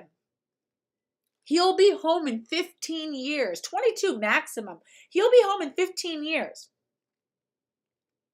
Maybe less with good behavior. I don't know how that system works. You gave this man a slap on the wrist. He'll be back. And you can't name him? Why? So that he can go coerce some other woman into carrying another child for him? So he can change his... Oh, better yet, he could claim a trans identity. He could change everything. Change his passport, change his legal documents, erase his identity, become someone new. Make sure you don't show his face. So he can go traffic more children. This is what Julia Mallott wants to do. He wants to use his wife as a broodmare to produce children for him to abuse. But he's so good and he's so middle ground, right, Jen Speck? Right, whatever, Leslie, right, Leslie? Is that what Leslie? Right, Benjamin Boyce? He's just so reasonable and rational, not like those crazy feminists that we have to, those nutcase feminists. Yeah, this is the reasonable and rational guy, right? Right, Ben? Right, Benjamin? Right, Leslie? I almost think, I can't decide who is worse, Leslie or Benjamin. They're both bad. Leslie just seems like she acquiesces to these guys so much, but so does he. All right, yeah, who cannot be masqueraded as a woman. Oh, of course, fucking course. The 49-year-old who cannot be named for legal reasons, 50. So he'll be 65 when he's out. He'll be 65 or he'll be 64. He'll be around. Don't worry, he'll be around. That's not that old. My dad's almost 70. It's not that old. My dad still is active and fit and in shape, running around, running a business. He'll still be around. The 49-year-old who cannot be named for legal reasons masqueraded as a woman online where he sought and shared child exploitation material, including films and images he produced himself with his daughters and nieces. Oh, should we call him she, her? Is this a trans woman? Yeah, Natalie Vu said they need to be exposed at every turn, In sentencing, Judge Susan Cohen said, well, if you're so upset, Susan Cohen, why did you only give him 15 years to 22 years? Said Susan Cohen said is morally repugnant, offending, struck at the core of the joys and privilege of bringing children in the world. Children are not your objects to own. They are not an object for any adult to own. It is a privilege. It is a responsibility that is offered to you, that happens to you, that you are chosen for. I don't know. You deliberately entered into an agreement whereby your own children will be born and brought to Australia for sexual exploitation, she said. As newborns, they could not have been more vulnerable or dependent upon you. Jesus. 15 years is not enough, sir. 15 years is not enough. A lot of thoughts, humanizing the trans. This is Julia Mallott's profile. A lot of thoughts humanizing the transgender experience. Did we finish the video even? Hold on for 1 second. Oh no, not quite yet. Dopamine in biological women that occurs at rates dozens and dozens of times higher in the non-transgender community. It's discouraging, but then this isn't even just a trans thing. There have been heated debates on formula versus breastfeeding going on for several decades, and people get very, very worked up about the decisions of other families. It's almost like all of us, transgender people and non-transgender people alike, have a lot of identity caught up in their relationship between us and our biological functions. Maybe if we all took a step back and thought about this rationally, we'd be able to get along just a little bit better. We are thinking about it rationally, sir. No. You want us to not pay attention. You want us to co-sign your ability to abuse. This is horrific, so it deserves a huge backlash. It deserves everything that it's getting. You want it to be normal, where we all talk about it and act like it's some reasonable thing to discuss. It's not there's nothing reasonable about handing infants over from their mother to you for you to abuse. Not one thing. And let me be clear. No man will ever be capable of what a woman's body is able to do. Period. You guys think that if you take some of these drugs and you're able to eke out some discharge, no man can ever create the volume that a woman creates, first of all. Okay? But that doesn't even matter. Do you not understand the constant flux that our hormones are in? I take exogenous hormones daily. I take estradiol and progesterone, the same thing that a lot of trans-identified males take. I can tell you that it is nowhere near the natural production of estrogen and progesterone. Estradiol and progesterone. It is synthetic. It does not mimic the way that our body is constantly responding to the world around us. Do you know what's so amazing about our breasts? Our breast milk composition, if our babies are born early or low birth weight, our bodies somehow know if they're born low birth weight. They know if the babies are born early. And our breast milk will respond to that fact by making itself higher in fat content. Did you know that? Did you know that breast milk is more water in the beginning of a feed? So the baby is hydrating in the beginning of the feed. And then towards the end, the baby is getting the highest fat content of milk so that the baby will get the fat, and then it'll signal to the baby that they're satiated. So that the baby is well hydrated, and then it gets a lot of the high fat content so that they'll become full. Because if it was fat in the beginning, they would get all the fat, and then they would be too full to hydrate. Do you know that our breast milk composition is different for whether we have a male baby or a female baby? Our bodies are just that amazing. Do you know that if our baby is sick with some sort of infection, some sort of viral infection, bacterial infection, whatever, when the baby is nursing off of you, do you know that they actually backwash into you a little bit and your body can detect the infection and will ramp up antibodies? Breast milk is a living and intelligent food source. Our bodies are a living and intelligent food source.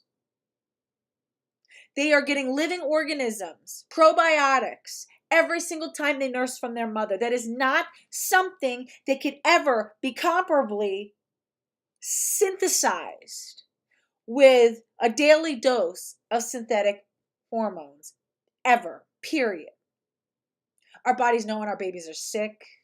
Our bodies know when our babies haven't gained enough weight. Our bodies know if our babies are male. Our bodies know if our babies are female.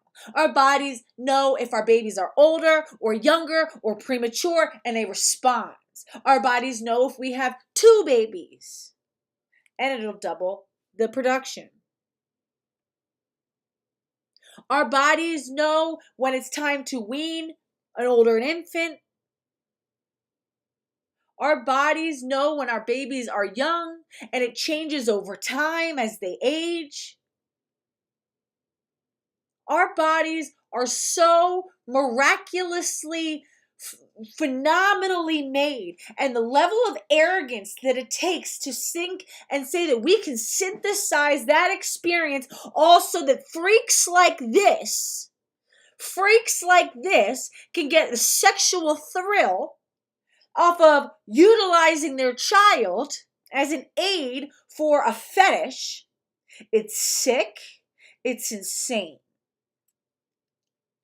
Your body is not capable of doing what ours can do. If it was, you wouldn't need a cocktail of drugs that are known to be dangerous to children. Domperidone is not used in the United States. Why? Because it is associated with heart irregularities and heart attack. It is coming across in massive quantities through breast milk. Oh, here was another one that I wanted to look at, and it's actually perfect timing.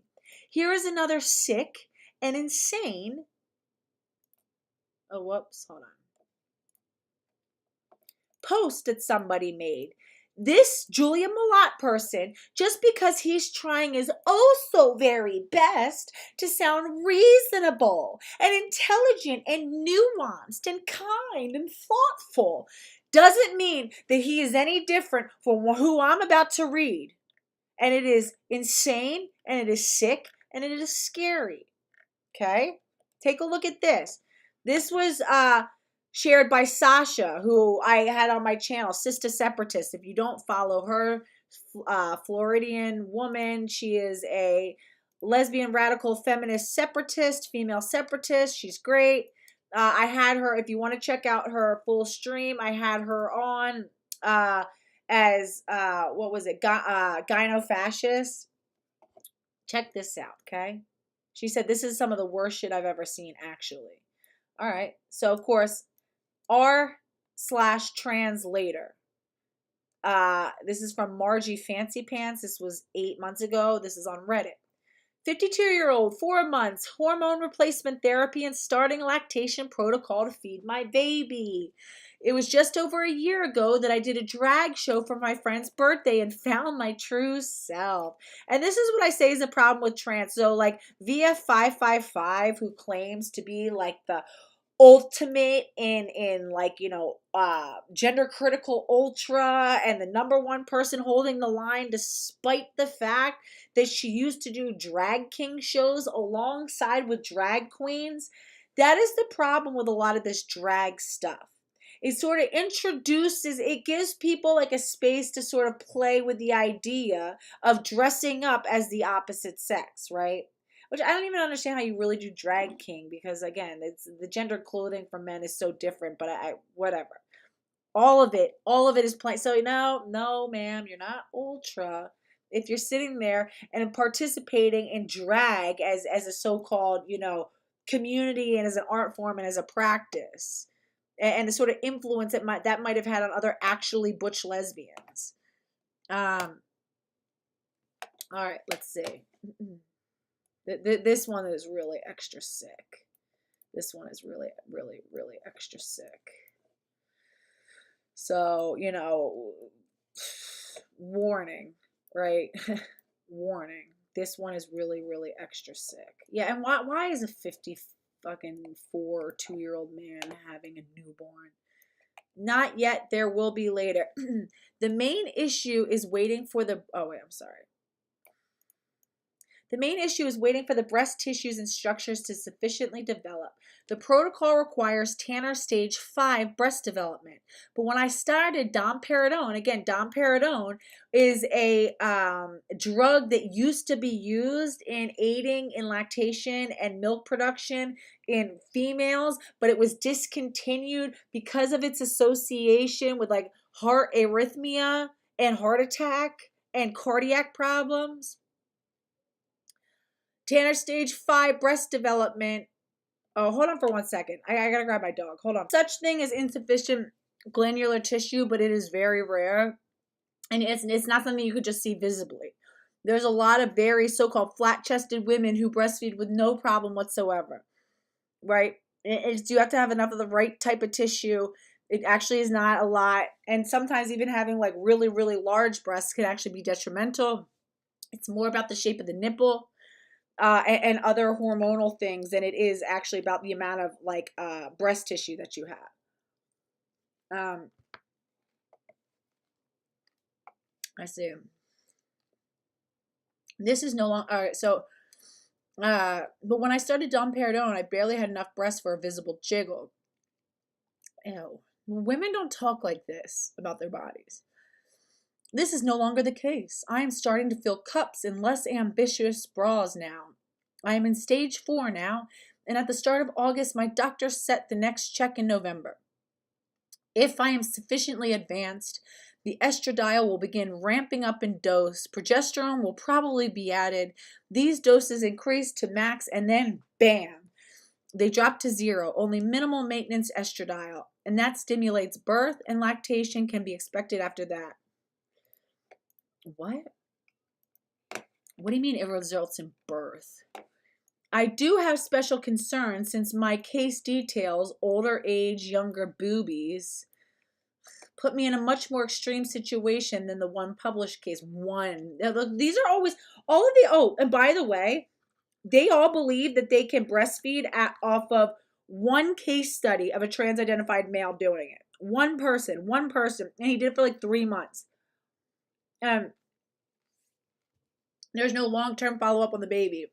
And I would suspect that the baby, it had to be stopped because he could not produce sufficiently enough. And the composition, they study the composition. So anybody who wants to really get into the actual like science and details, and I'll put the link actually in my pinned note, my pinned comment. I went through a lot of this stuff, the actual science, the research, the composition of the breast milk, the comparison in macronutrients and micronutrients in breast milk from females, and then this like disgusting galactorrhea that these trans-identified males are doing from their moobs. So if you want to get into that stuff without me going through it every single time we talk about this topic, watch that video, and that should really get you up to date, up to speed on some of the more like scientific stuff regarding so-called male lactation. They can technically lactate, right? And then I guess they say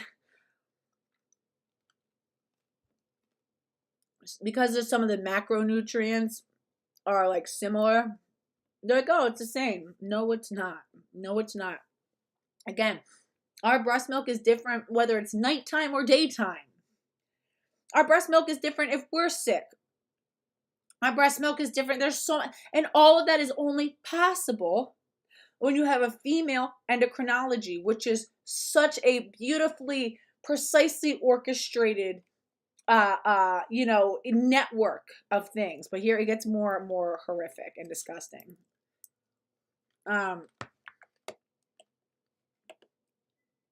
I do have special concerns since my case details older age, younger boobies put me in a much more extreme situation than the one published case. But more importantly, I am serodiscordant with my baby. Oh my God.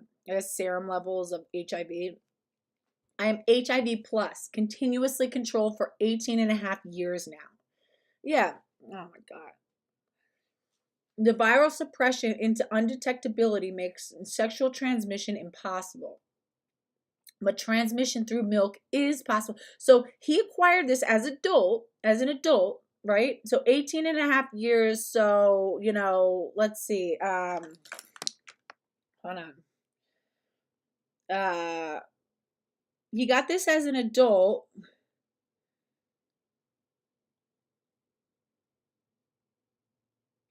Sorry. Right? So he got this, what, 2006? 2006, we knew enough about HIV to understand how it is transmitted. Okay, this isn't the 80s, this isn't the 90s. 2006, we knew enough. So this man has obviously been engaging, and I'm going to go ahead and guess. This was not because he had gotten some sort of blood transfusion. Clearly wasn't born with it. He didn't get it through, maternal breast milk. He got it through behavioral practices, right? Behavioral practices, which are either IV drug use, unprotected sex with infected partners, and probably anal sex, right? Because it's really difficult for men to contract HIV from women through vaginal sex. It's not impossible, but there's like a low probability, especially, compared to anal sex, especially receptive, but even whatever. So again, this is somebody who has probably had a lifetime of deviant sexual behavior, and it doesn't sound like he's gay, so it's not like he's just a gay man who's having regular partners and things like that. And unfortunately, again, because of the nature of HIV, it unfortunately does target homosexual sexual practices. So this is probably a bisexual man, and I said I feel like bisexual men are some of the most sexually deviant. And this is just the newest thing. More importantly, I am serodiscordant with my baby. I'm HIV positive, continuously controlled for 18 and a half years now. The viral suppression into undetectability makes sexual transmission impossible, but transmission through milk is possible if viral load becomes detectable. So I will test viral load monthly opposed to semi-annually to keep a very close eye on it. Yeah, because it is so important that we make sure that you have the chance to let an infant suck on your nipple. It's so important that you're gender affirmed, that you get to feel gender euphoria, usually in the result of a boner. We know how that goes. We know those gender euphoria boners, man. That's the important thing. Not the fact that this child could be exposed to not only a host of horrible, drugs that are passing through the milk that have totally unknown long-term consequences or short-term consequences, but that they could be infected from infected milk because you're HIV positive. No, the cost, the benefits outweighing the risk. Hell no. This is not normal. This person doesn't care about this child. The child is an object. Any man who wants to force a child to suck on his nipples, who wants to go through some of complex drug regimen to achieve galactorrhea, because let's stop calling it lactation. It's not lactation, it's galactorrhea. It's basically diarrhea of the nipples. You're having some diarrhea, nipple discharge, some sort of waste product as a result of being exposed to a bunch of drugs, and you want to feed that to a child, a newborn infant who is wholly dependent on you. Any man who wishes to indulge in this is a severe predator, first of all, is a sexually motivated child predator, and sees children as literal objects to serve their desires, wishes, and wants. There is nothing good that comes from supporting or enabling this on any level. It should be the number one red flag. Any person who claims to be gender critical, who tries to take a nuanced approach to this topic, tries to hear them out, and let's wait and see. should be regarded with the same level of disdain that we regard these men themselves, as far as I'm concerned. As far as I'm concerned. You know, unless Leslie has come out and publicly denounced her previous appraisal of Julia Mallott, this man who wants to abuse his child, then we have to regard her with the same scrutiny that we regard, and also exclusion that we regard Julia Mallott.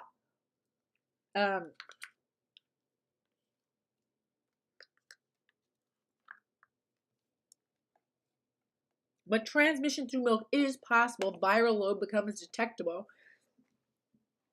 So I will test viral load monthly as opposed to semi-annually to keep a very close eye on that. The one published study case is a close approximation to a stage 5 cis woman. I am older and younger and serodiscordant, so perhaps the experts will agree research is worthwhile.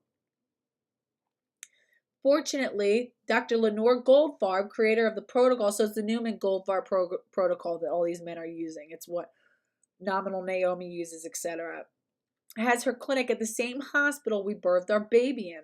I may even end up in medical literature. Wow, the level of like grandiosity and narcissism, it is unreal. Here we go. And any of these so-called medical, and again, you hear how he's talking about, oh, I might end up in medical literature. That right there is the exact reason that these experts, these doctors and scientists are playing along. They too want to end up in the medical literature because of the benefit to their career and their legacy. These men, again, a lot of these like more narcissistic doctors and surgeons and researchers aren't happy with just doing run-of-the-mill, care and upkeep of people with known strategies that work. No. They want to trailblaze. They want to have different things named after, protocols named after them. They want to be in the literature. They want to be, the pioneer that started the new thing. They want to go further and further off the edge. It's a mark of, it's imperialism. It's medical imperialism. Medical colonialism, colonizing and dominating female bodies and our processes, engaging in transhumanism, all because they want to get famous, they want to get rich. This isn't for the betterment of human beings or society, nor have we thought out the long-term consequences, and it's certainly not for the betterment of the individual or the baby who has no say. There is nobody gatekeeping. It is on us. There is nobody safeguarding. It is on us. A collection of us. A collection of lesbians and mothers and fathers and, a few good people, some child-free people who just love animals and care about the world. Yeah, guys, it's on us. It's on us. The expert class has failed us, has revealed what a fucking sham they are and have always been. The government doesn't give a fuck. The government doesn't even give a fuck about their own countries. No. They're all like in a race to globalism, and they haven't let us know that they're all racing each other to become some new global elite, and we're all stupid, stuck back thinking that, hey, yeah, we're still a country, we're still nation states, right, guys? There's still a system of nation states. No. They left that shit go a long time ago. A long time ago. It is on us, guys. We are the first and last line of defense. Don't let anyone gaslight you, make you feel like you're an extremist, you're unreasonable. Don't let them use stupid words like nuance and conversation to sort of coerce you into participating in this shit. Don't let these fucking dumbass academics try to like talk circles around you with their gobbledygook big words and bullshit. It's all bullshit. I went to a good university. I was around a lot of people who are just good at talking around things.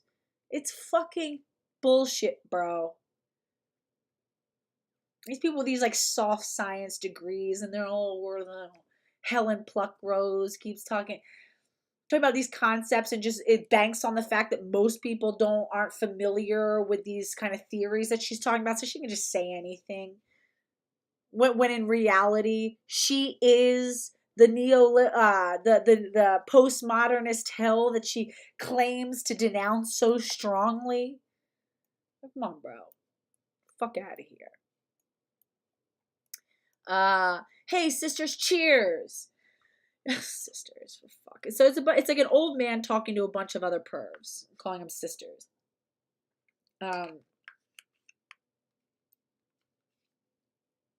Yeah. Rescind77 says, and we are much further down this road than 99% of people suspect. 1000%. We're living in a globalist society. We're living in a society whose shape we don't even understand. We still think that we're living, again, in this system of nation states and all this sort of stuff. The world has already changed. We just don't know it.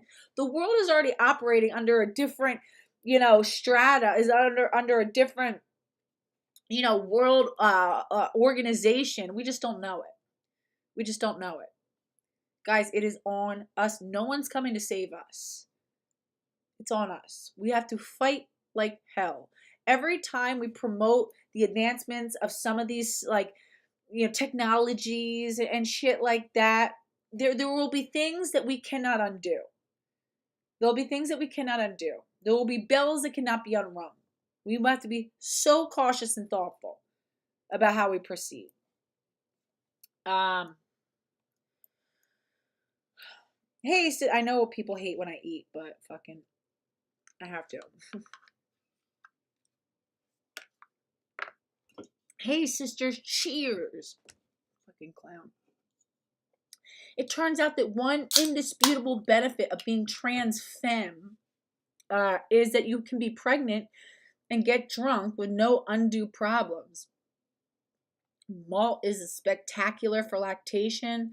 So the trans femme moms, a beer is actually for trans femme moms, a beer is actually beneficial. I have a baby almost 9 months old. The baby is staggeringly meaningful because their presence in my life is astoundingly unlikely. Yet there they are, and they are perfect. Why are we calling them they? I guess, are we already, bringing in some fucking gender ideology? And I cannot wait to connect through feeding. And yes, I will stop drinking before it negatively affects anything they drink. This is a wish I've had for decades. My egg cracked a year ago on December 12th, and I realized I could nurse my baby already on the way. Oh, that's why he decided to become trans. Once he realized, oh shit, I can actually make this a reality where I can engage in my lactophilia, which is lactation fetish. Oh yeah, and all I got to do is claim to be trans, and everyone will support me and back me up and have my back and high five. Hell yeah, you fucking right. You fucking right. Sign me up. I'm with it. Bro, like, hello? Is anyone home? Like, where are we? Oh yeah, come on in. No big deal. This is a trans woman. You're going to be a mother. Idiots. Fucking idiots. That lit a fire under me, and I have gone from having lean pectoral muscle in March to full B cups now and growing fast. I am humbled by my staggering privilege and my accessibility to medical expertise. I have 5 physicians. Oh, here we go. Here we go. I have 5 physicians in 3 clinics in 2 world-class hospitals helping me. These people are scumbags. These doctors just want their name on some newly published some fucking bullshit of being the first to do it. We developed a new protocol. We're trailblazing. Of course they're all flocking to this fucking freak. Of course they are. That includes the Goldfarb Clinic. Fans of induced lactation will recognize the name. Oh boy. Oh boy. There's not enough women. Yeah, oh man, but who's persistent? I guess women eventually have realized that when they have to give up, and just switch over to formula. It's in the best interest of the baby at this point. They wanted to breastfeed because they knew that was breast was best. But then it's like, when it came down to using all these experimental drugs and the baby really just needs to grow and time is, moving fast. And like, all right, I wanted to breastfeed. I mourn the loss of this relationship, but I'm going to do what's best. Oh, it's also for any lactating mother, if you can, and I wish God, I wish I like had more, I would been able to do this more. Donate milk if you can. If you're like one of these super producers, my sister was like that. She was like a super producer because I was never really good at pumping milk. I could do it if I needed to. But if you can, and if you have a lot of extra milk supply, donate locally to local moms, come up with milk share programs, things like that. Reach out to a local midwife who can kind of help you with that. She can go through your labs and make sure you're good to whatever. But it's like, it really is. It's such like a wonderful way for us to support each other as mothers and things like that. When we can support women who really, have just not been able to succeed in their breastfeeding journey. Yay, woman says I'm breastfeeding as we speak. Oh, I miss it. Oh, it's so special and like cuddly. I know I miss it.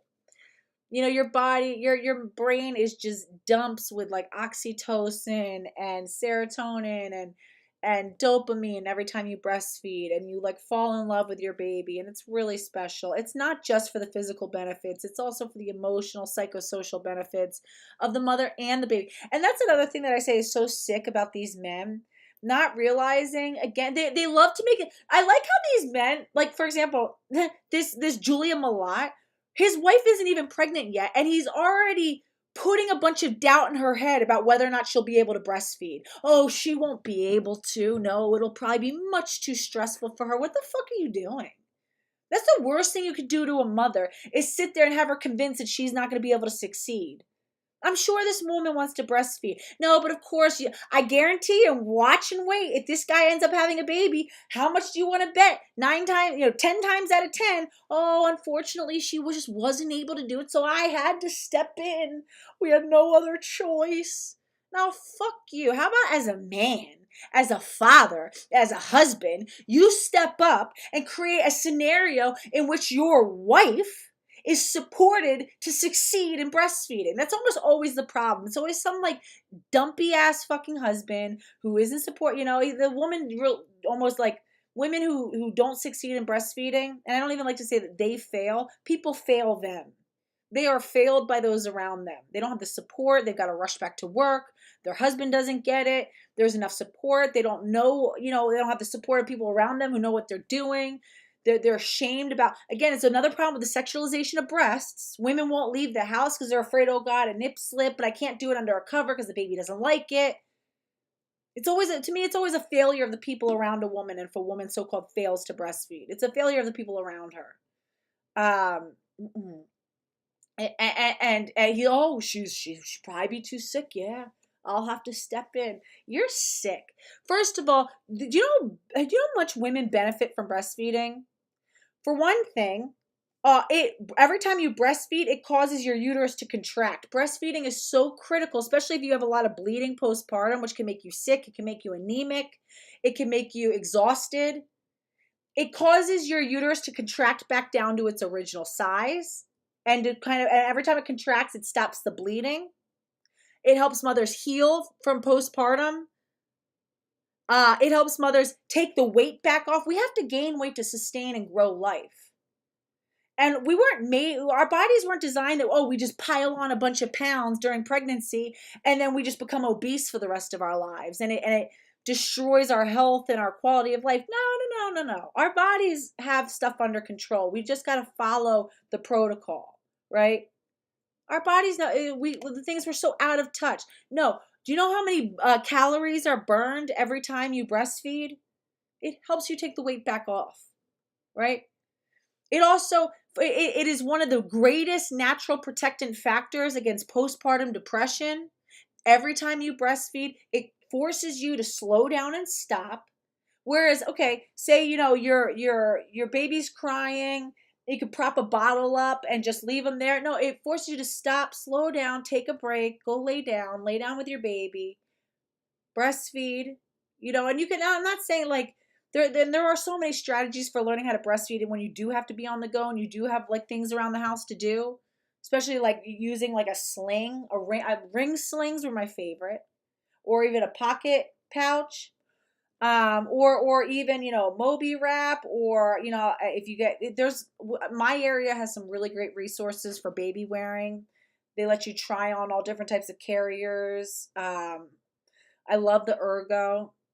Anyway, when we breastfeed, our bodies release serotonin, oxytocin. All of these are hormones that protect against depression. It protects against postpartum depression, postpartum psychosis, helps us bond with our babies so that we feel in sync with our babies. Breastfeeding also helps us regulate our circadian rhythm to our babies. It synchronizes our circadian rhythm to our babies so that our babies know when it's time to be up and awake. They know when it's time to sleep.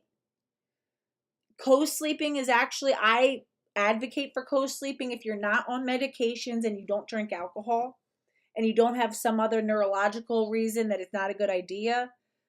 I co-slept with every single one of my babies, and if they ever needed to nurse, I never had to get.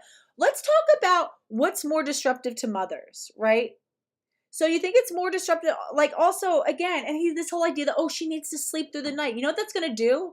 That's going to cause more stress on her, because every single time you miss a feeding, your milk production decreases. That's one of the biggest mistakes, is the idea that he's going to take over some of the feeding. He's going to hurt her doing that. Okay? You cannot miss a feeding. When you miss a feeding, our breasts are very use it or lose it, right? You need to stimulate milk production for your breast to keep making milk. If you're skipping feedings, if you're only doing it sometimes, your body is going to say, oh, wow, we don't need as much milk. It's going to decelerate the production of breast milk. So every time this fucking scumbag, Julia Mallott, steals a breastfeeding session from his wife, her breasts are going to make less milk. So that next time she needs to feed her baby, she's going to have less milk. The baby's going to start getting frustrated. She's going to feel stressed out. Oh gosh, I don't know. He still is hungry, and I'm all out. He's drained my breasts. I can't. He's still hungry though. What should I do? And now she's going to start to think that she failed. He's setting her up for that. I co-slept with my babies. Or if you don't feel comfortable co-sleeping them, put them in a co-sleeper. It's like a little, basically an extension to your bed. And it creates this little area where you can put the baby and literally roll them on. I also always feel so bad for bottle feeding moms, because I'm like, God, I can't imagine every single night, multiple times a night, having to get up in the middle of the night. And by the time your baby's crying, they're ready to feed. If they're starting to by the time your baby's crying, they're already stressed out. Your baby starts making little noises when they're hungry. If they get to the point of crying, you're already in they're stressed out, you're stressed out. The chances of having a good, successful feed are actually more difficult because they're really worked up. You want to get them when they're kind of right? So if you wake up, the baby's crying, you're going down, or the baby's making noises, you're like, oh, let me go down and make a bottle. You got to get up, go downstairs, get a clean bottle or clean another one out. You can't just sit and leave formula, right? You got to make it new every time. Quick, make it. The baby's now getting frustrated. And you're like, okay, I'm coming. Baby starts crying. And then you're trying to, get the bottle in the baby's mouth, things like that. Right? You got to go all the way downstairs. I never had to fully wake up to breastfeed. I would literally just be sleeping and pull my baby on and nurse. The amount of times I woke up with one boob totally out, and we're both just passed out from nursing in the middle of the night. I was never even fully awake. You just do it kind of automatically. But again, at the time, this is when my husband was a decent dude. There was a time when he was decent. He was very supportive of me breastfeeding. Very supportive. Very supportive of me early on when the kids were little, and gave me a lot of space and helped me a lot. And it was these men who want to steal, it's for example, I remember I had a problem. One of my clients said that her breast milk was just not sustaining. And this is after we had gotten her off to a really good start. She had an abundance of milk. She had extra milk even. She was pumping. It was great. And I remember a few months later, she had contacted me. She's like, I'm really having trouble, or weeks or months or whatever it was. You know, my milk just supply seems really low. And I was like, that's so weird. I was like, I wonder, like, why? What's going on? Come to find out, her mom, who like lives right near them, who was always coming over, would come over and pick the baby up without letting her know, and would feed the baby a morning bottle. And she'd go, I'm trying to help her sleep in and stuff like that. By the time my client would wake up, her breasts were so engorged from having missing feeds. She was uncomfortable, but the baby was full. My mom did that to me a couple of times. But the baby is full. And then the baby doesn't want to take it. And then she just kind of like, expresses a little bit. And then her milk supply starts to go down. Every time you miss a feeding, you start to lose milk.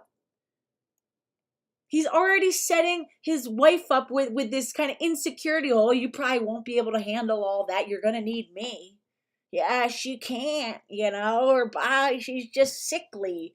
She's sickly and she's not. Ew. Ew. Someone go save that woman. Anyway, here's the freak HIV positive guy. I'm humbled by my staggering privilege and my accessibility to medical expertise. I have 5 physicians and 3 clinics and 2 world-class hospitals helping. Of course you do, sir. Of course you do, whereas regular women can't barely ever get the help that they need. But I'm sure you have a whole team of experts dealing with your every move and you're not paying a penny. Maria, it's probably because it's getting caught in the filter, and I don't think I have any of my mods in here. Let me look it up. December 9th is milk day. Here, I'll stay on top of it.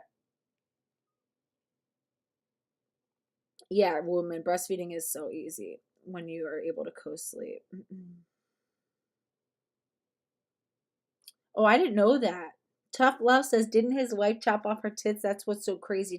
Chicks are having double mastectomies and the husband is growing moobs. Oh my God. I don't know. He didn't say that. December 9th is milk day. I declare its infamy redeemed. We should remember milk, not blood. Shots in order. Me tonight, December 3rd, going to dear friend's birthday party. Me with my prized mother's milk tea at the Montreal Autumn Show. Dance with my baby at the Goldfarb Clinic. The baby was just a prop. Just a prop. Started Spirulactone March 9th. E2 March 22nd. Minimal doses ramping up to 50 milligrams spirulactone and holding total testosterone suppression in 3 milligrams E2 sublingual by autumn. In October, I guess estradiol. In October, added Domperidone, 30 milligrams orally initially, and progesterone, 100 milligrams suppository. Ew. To induce lactation. Stepped up to 6 milligrams, 2 milligrams TQD, E2 sublingual, and 60 milligrams. So I guess this is the whole regimen. Domperidone oral in November, EKG, it's like doing all of this. All of this. Women can't even get their diastasis recti corrected. But man, they'll pay for all of this. Just know that whenever like insurance companies or whatever are more than happy to pay for things, or whenever they're pushing in law for things to get paid for and we can't figure out why, there's a motivation. There is a motivation. They want to learn how to do these things. This is all part of a transhumanist agenda.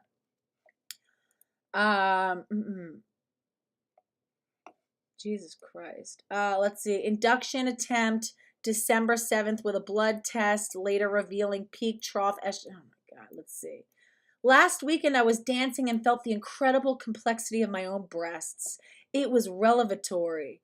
I am so thrilled with my progress, and I cannot wait to actually feed my baby, who was born March 21st and is well fed.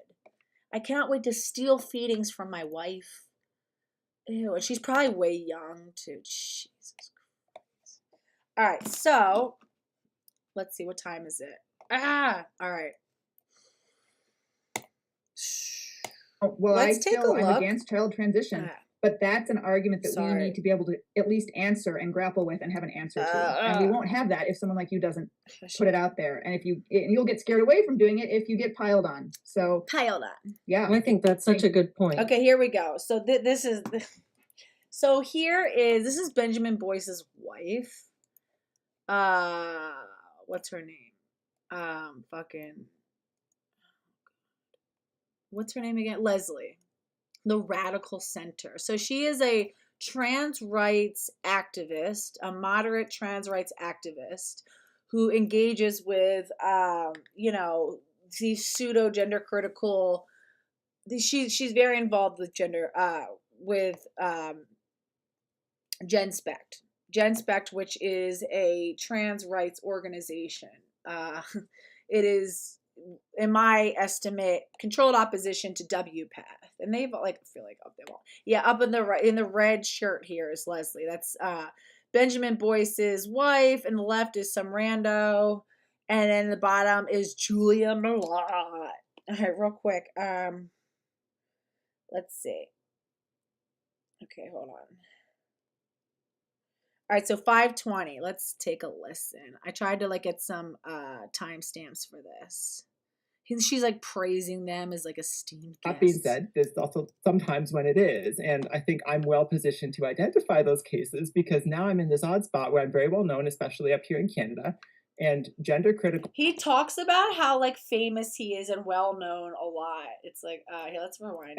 Who ended up kind of crossing the school board or something. I'd be one of the ones to reach out to them and to chat with them, and almost always I find that exact same thing of sure they have a concern about one of the many areas around gender identity theory or ideology or policies or whatever, but it wasn't usually rooted in hate. That being said, there's also sometimes when it is, and I think I'm well positioned to identify those cases because now I'm in this odd spot where I'm very well known, especially up here in Canada, and gender criticals who stand for what they say they stand for. The ones who say, yes, absolutely, gender nonconformity is important. Adults have the right to live as they wish, but children, but spaces. I'm their perfect person to point to because they could say, look at someone like Julia. Julia does what we're asking. This works. Julia says it works. This is the path forward. See where he gets mad? He's like, listen, as long as I just do a few little things to appease you people, you're supposed to just leave me alone. That was the whole point. That was the agreement.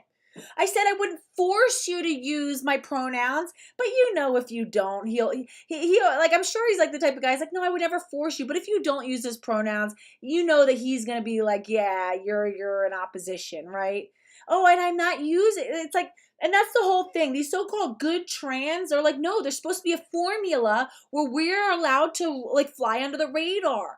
As long as we go after some of the more egregious trans identifying males, then you won't look at our sins. You won't look at the harm that we're causing or the ways that we're engaging with our fetish. If we can point out the way more extreme, more ridiculous ones, will be, benign in comparison. And they're getting mad. They're no, why you're supposed to, let me go. I'm supposed to be considered a good one as long as I admitted that I was a man. You said all I had to do was admit that I was a man. I acknowledged biological reality. I did it. Why are you still saying no? Why can't I be a TERF? Then I always said the next frontier for these guys to affirm themselves was to infiltrate TERFdom, radical feminism, and gender critical feminism. That was the whole point. Because it's always about being it's the same thing. It's like the cotton ceiling. It's about achieving the impossible. And that only a woman, or spaces that only women logically could occupy. It's like Blair White. Feels no, only trans people are trans rights activists, only people who really aren't women are trans rights activists, but real women are TERFs. And that's what I want to be. I want to be the leader of the TERFs. You know how hard he gets every single time someone calls Blair White a TERF?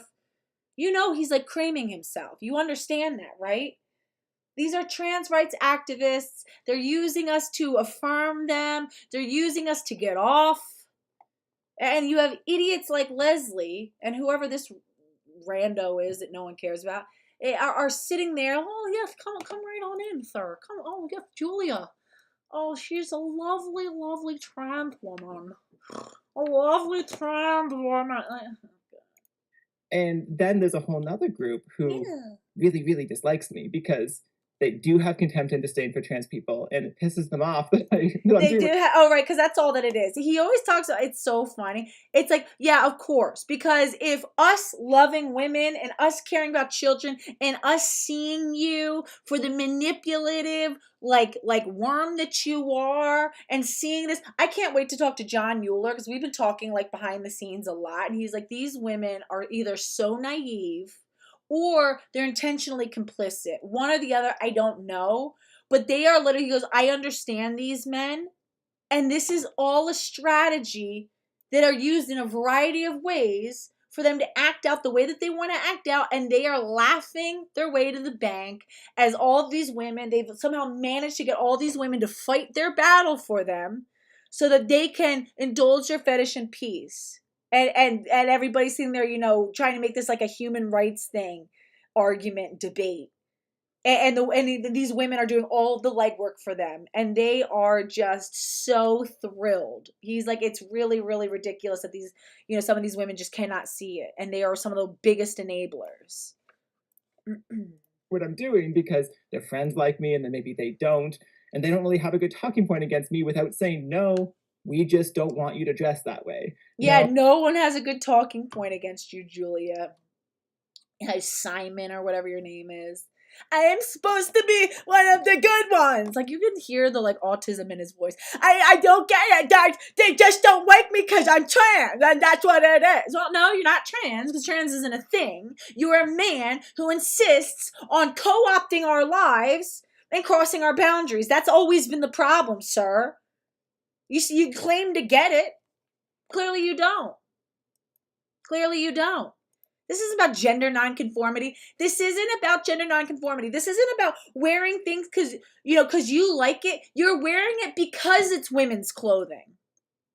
This isn't about you breaking down boundaries. True gender nonconformity is about wearing a piece of clothing and that's supposed to be for women or whatever, and making it masculine, making it for you. Using it the way you want it to. You're only wearing those clothes because they're for women. You're wearing them because it's gender clothing. Whatever women would be supposed to wear in whatever society is what you would want to wear. It's not like, I just want to be creative and I like the structural design of this and I can make it my own and challenge expectations. No. You're wearing all stereotypically women's stuff because that's the point. Like, let's stop fucking playing these games. Like, we can't see what this is. You are trying to dress as a woman the same way that you're taking drugs to make your body emulate some sort of like female development. That's the reason that you're wearing those clothes. Not because you're like, creative. And because you don't see clothing as gendered. No, you see all clothing as gendered. Hence why you are so set on wearing that clothing. You know what you're doing, and so do we. That's the problem.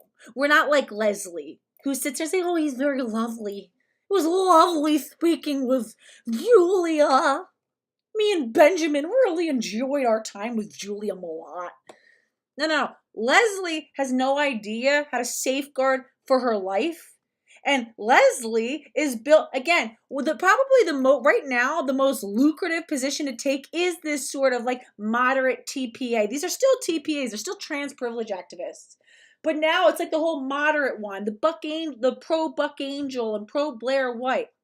So people like Leslie have found, oh wow, there's totally a lane for this. As long as they say, oh, we don't leave the kids alone, because Jazz Jennings was such a colossal failure to market. And also, let's be clear, trans privilege activists never originally tried to include children. They used to always say, oh, no, it's not happening to kids. It's not happening to kids. It's just adults, right? But then they tried to insert the whole idea of trans children in with the Jazz Jennings stuff, and that blew up. And now they're trying to backpedal and be like, oh, no, those were the extreme people. We are still saying no trans. They always know that children are doing things with the children is what's going to put everything on, put the whole trans privilege stuff on people's radar. That's why they're trying to distance themselves. This is no different from any other run-of-the-mill trans privilege rhetoric. I don't know how we're supposed to accept that this guy is somehow good and different and gender critical. In what way? Oh, we just don't like that other people choose to call you she, even if you're not going to make me call you she. And so this has been something I've observed over the past 18 months as I've been speaking publicly. He wants accolades for not forcing us to call him she, her. We're supposed to be like, yeah, wonderful. You're not forcing us to do stuff against our will that's degrading and hurtful to us. It's like, thank you for not raping, sir. Here, yeah, come on in. Wow, he didn't rape someone today. We should all give him an award. We should let him in our spaces. It's like, I'm not forcing myself into your spaces, so why aren't you letting me into your space? I didn't force myself into your group, so why haven't you let me into your group? It's like, that's the point. We're allowed to say no when we're saying no. Yeah, I told you it was fine to say no to me. So why are you actually saying no? Because get the fuck away from us. How about that's why? I thought, again, it's like the so-called nice guy. He's so nice until you tell him no, until you don't let him do what he wants to get, you bitch. I always knew that you're a stupid slut bitch. And it's like, oh, here we go. I thought you were like the real nice gentleman, the supreme gentleman. They can only keep up the shtick for so long. And the only reason they're doing the whole shtick is so that they can coerce you into letting them do what they want. And when you're like, yeah, that's nice and all, but still no, they're like, ugh, you ugly cunt.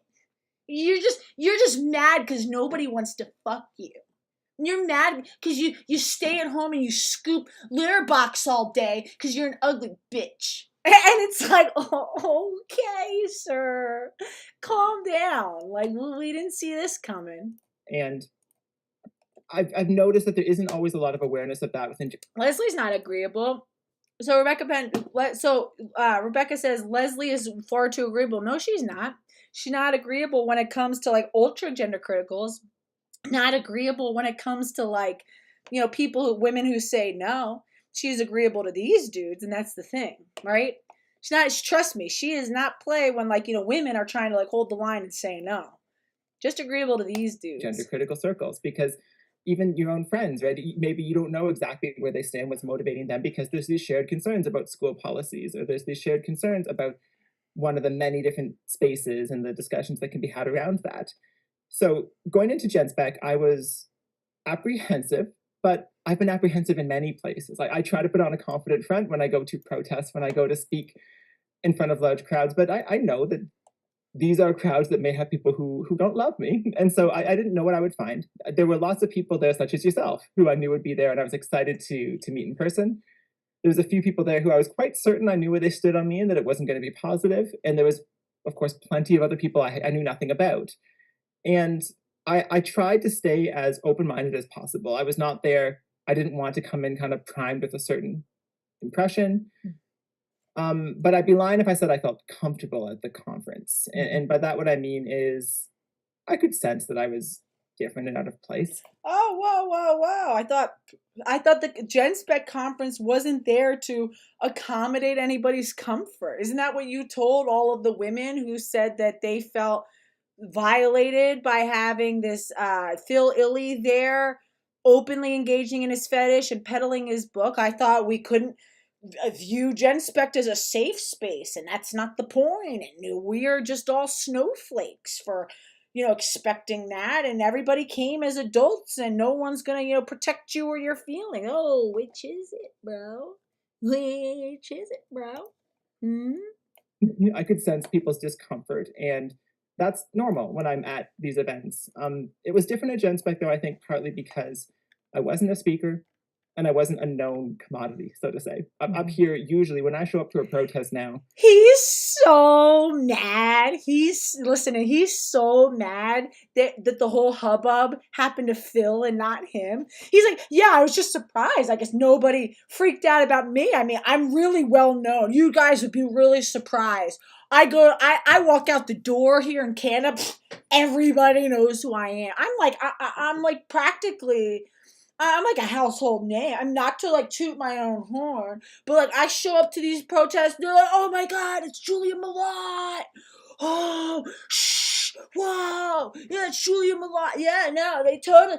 So I guess, people at GenSpec just, I don't know what it was. They just didn't know who I was.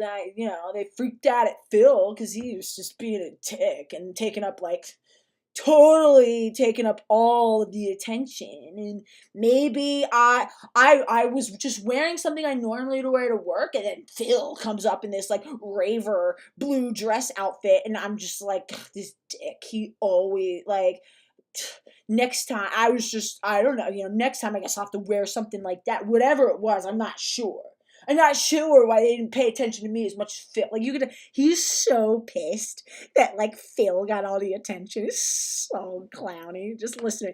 He's so mad. Fucking loser. Oh. Impression.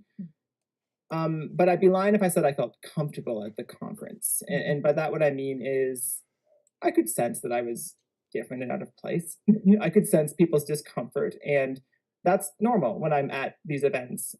It was different at GenSpec, though, I think partly because I wasn't a speaker and I wasn't a known commodity, so to say. Up here, usually, when I show up to a protest now, there's enough people who know me that people who don't, their friends are going to be like, oh, it's Julia, and then they'll say with that, or I'm speaking, or something like that. So I have the chance to kind of let people know where I stand. I recognize they're going to make assumptions about where I stand on a lot of these matters, and I'm okay with that.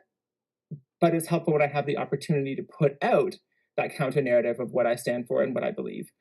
That wasn't GenSpec, of course, because I was just an attendee, and most people there, I'd say probably the typical attendee was a parent who's been affected by this and is in one of various support groups, whether that's through GenSpec or through. This is another way that GenSpec is actively grooming families. Think about it. They originally billed themselves as being a resource. I don't know when the switch happened, but if you guys remember like 2021, or like first half of 2022 until I don't know when, GenSpec billed itself as being a resource for families of gender questioning children. They wanted to replace Mermaids. Mermaids was a charity in the UK that focuses on like gender confused kids and their families. And it's all like pro affirmation model and getting them in and advocacy for childhood transition or whatever. And GenSpec was supposed to be an alternative to that. And it wasn't, GenSpec never took like a pro reality stance. It was like, they were more like about into questioning, well, why do you want to do this and stuff like that, right? Or, what, it was never about like wiping out gender ideology or saying that there's no such thing as a trans child. It was just being like an alternative to the affirmation only model, which at the time I guess was like radical, right? But now it's just not enough. Now, then at a certain point, so they amassed this huge following of families, parents, who thought that they were going to be, the only alternative to affirmation only model. Then at some point they pulled the old switcheroo. Now they want to just take over the whole gender industry, and they want to be a replacement for WPATH. WPATH, which is the World Professional Association for Transgender Health, which again is a nonprofit organization made up of a bunch of like physicians and scientists and researchers and other notable people, a lot of whom are autogynephiles. Again, there's a lot of very successful men who are perverts. And they all assembled to create, it used to be the Harry Benjamin Association for whatever. Now it's WPATH, it's World Professional Association for Transgender Health.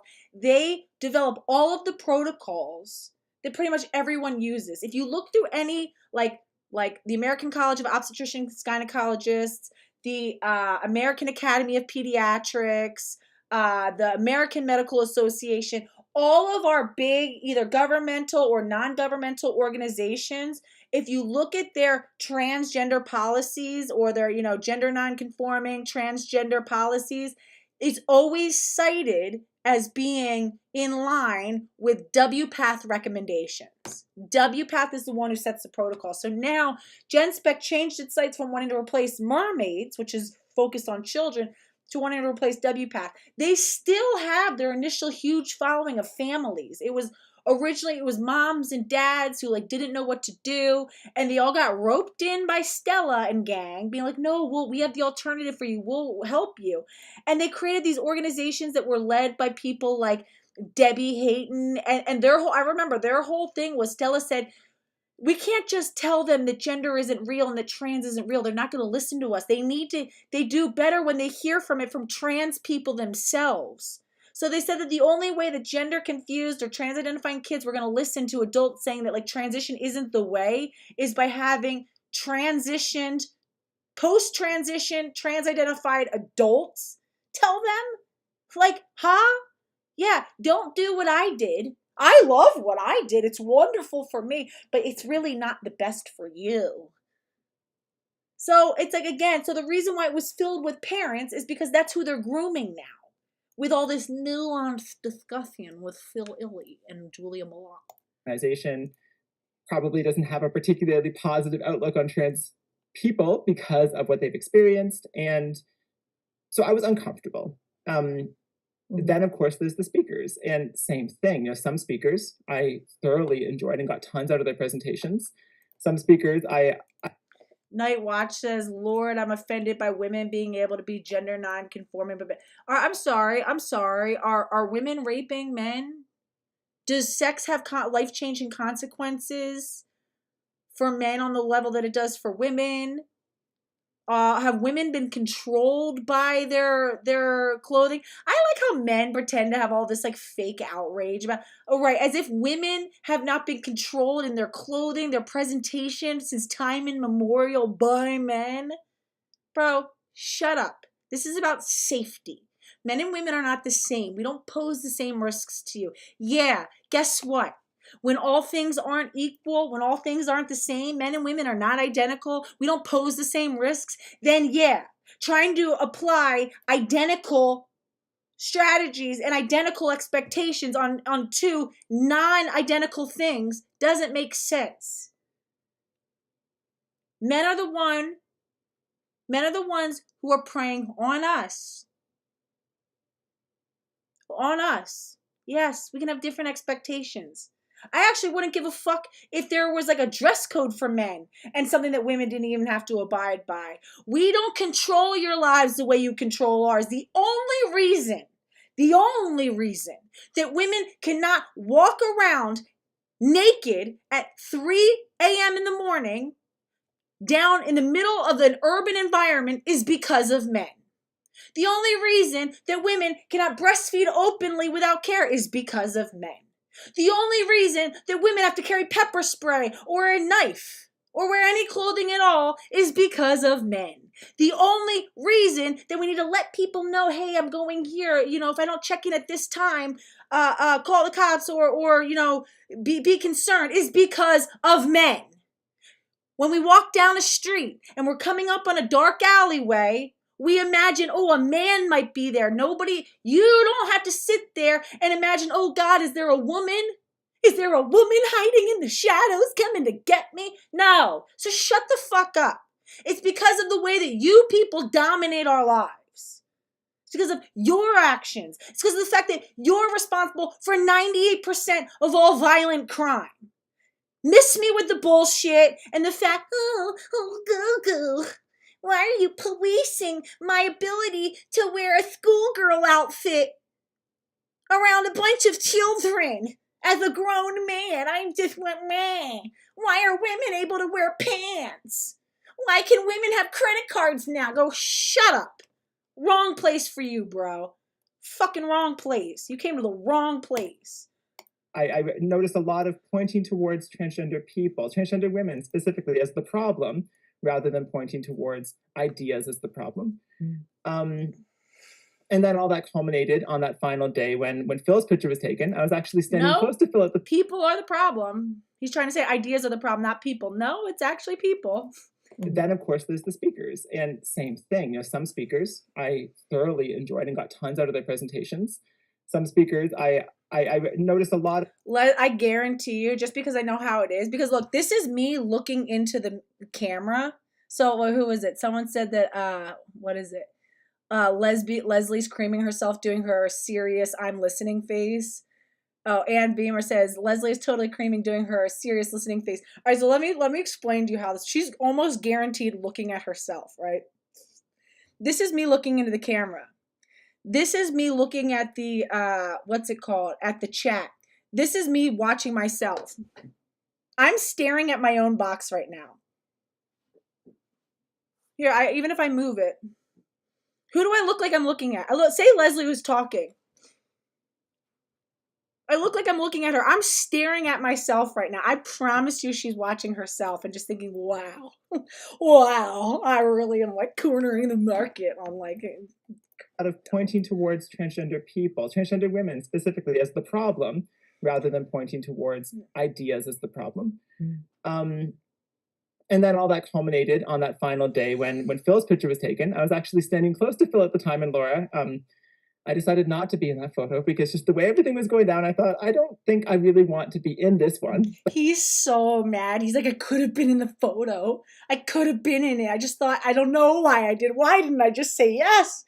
I could have said yes. I was over here. I could have stepped to the right. Nobody asked him to be in the photo. He was probably like off to the side and like could have hopped in. He's like, if only I would have just gotten in it. It's like, he's so mad. But then later on, the individual who runs the GenSpec Twitter asked if they could take my photo.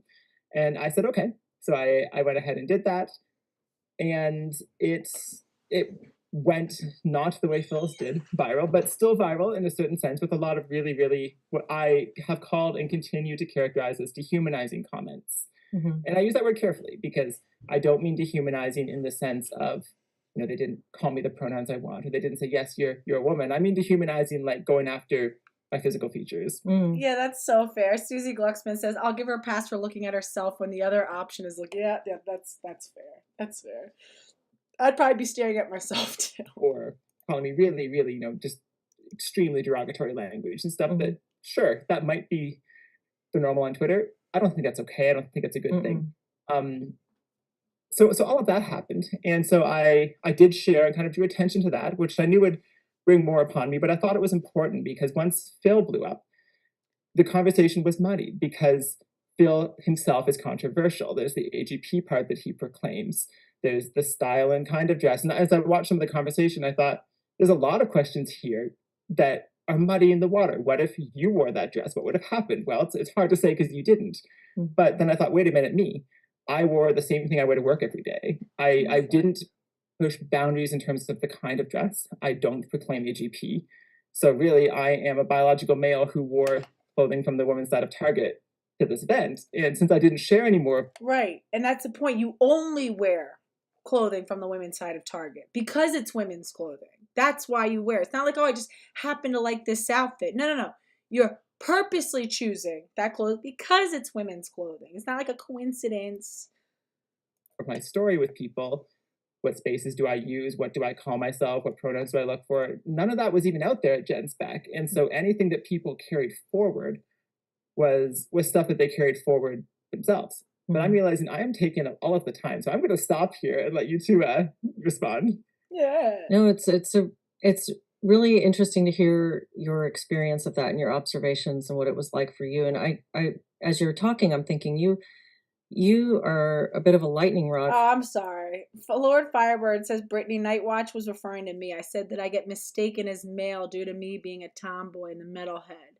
That's what the response was about. Oh, my bad.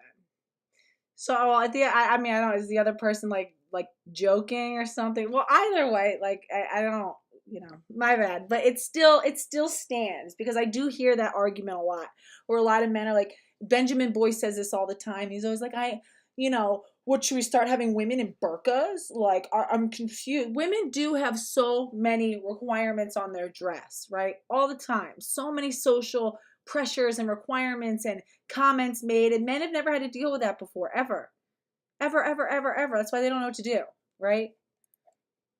For both sides of this issue, being a public, vocal, transgender person who doesn't fall. Night Watch is a troll. I can't keep up. Fuck that guy. No, it sounds like he was just trying to troll. That's what it sounds like. He's a clown. us wanting to wear pants is so that we can, like, function, so that we can perform tasks, right? They're like, man, the women got to wear pants. That's literally so that we can, like, function without tripping over ourselves and dying, right? It's not the same reason that you want to wear like spiked heels and fishnets. I promise you, it's not the same. Into the political camp that we see represented by trans activism, but also, and you're sort of in this centrist position. But you are a transgender person who enters into the dialogue. It is not a centrist position to think that men should be able to abuse their infants by breastfeeding them. None of you are centrists. You're centrists if we actually take seriously the extreme, insane, radical left as being the actual, like, general left. But it's not, though. You're all radicals. You're all radicals, like, acknowledging some insane ideology and pandering to it. There's nothing centrist about any one of you. You're all radical leftists who are indulging in a Marxist, philosophy that's dangerous and transhumanist, Leslie. On the gender critical side, but for people who have a more conservative perspective, they're going to have a problem with any trans representation. So you're kind of getting it from both sides here, and that must be an interesting and difficult experience for you at times. And I think back to what my experiences were around transsexualism, transgenderism, whatever we were calling it at the time, prior to this political explosion. And I knew one person that I'd gone to high school with who had sex reassignment and was living as a woman. He was a boy when I was in high school. He was a friend of mine's older brother. And then when I met up with him later, the person I went to high school with, out of respect, I'll say she, but I don't know how I felt about that at the time, but it wasn't I didn't have a moral judgment about it. I was just curious. Here's this person that's gone through this. Oh my God, I can't, Leslie. Like, you're so boring. Here we go. On a case-by-case basis. Oh, here we go. This is pronouns. Leslie talking about pronouns. And my response was, I'm going to make a decision on a case-by-case basis, just like we do in life. It's a new situation for a lot of us to be having this dialogue. For me, I'll use she when I see Julia because I feel like it fits better than he. Look at his face. Look at his face. Look at his face when he says that. It fits better than he. Are you fucking kidding me? He looks like Howard Stern, miss. He looks like Howard Stern. It just fits better. They love, like, giving, like, doling. Again, it's power for these women. It's power because when they can pick and choose, they're like, I can anoint some of my special patrons with this special privilege of being called she if they're good, and they help me and they do what I need and they listen to me. But if you're naughty, we'll take that away. Okay? You're gonna be a good boy, right? Okay. Good girl, I mean. You miss, you she, her, you. He's a good girl. But, like, bro, it's all, again, it's just a power play from both of these clowns. Look at his face. Watch his face. He gets so, who is this person? Who gives a fuck? Okay, I'm just going to take over her box because literally no one cares or is listening to this clown. Oh, she changed her name to Leslie Elliott Boyce. Oh, Leslie. Mrs. Boyce. Madame Boyce. Hold on.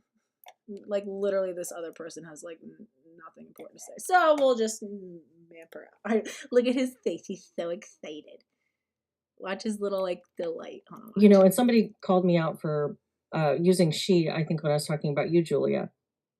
And my response was, I'm going to make a decision on a case-by-case basis, just like we do in life. It's a new situation for a lot of us to be having this dialogue.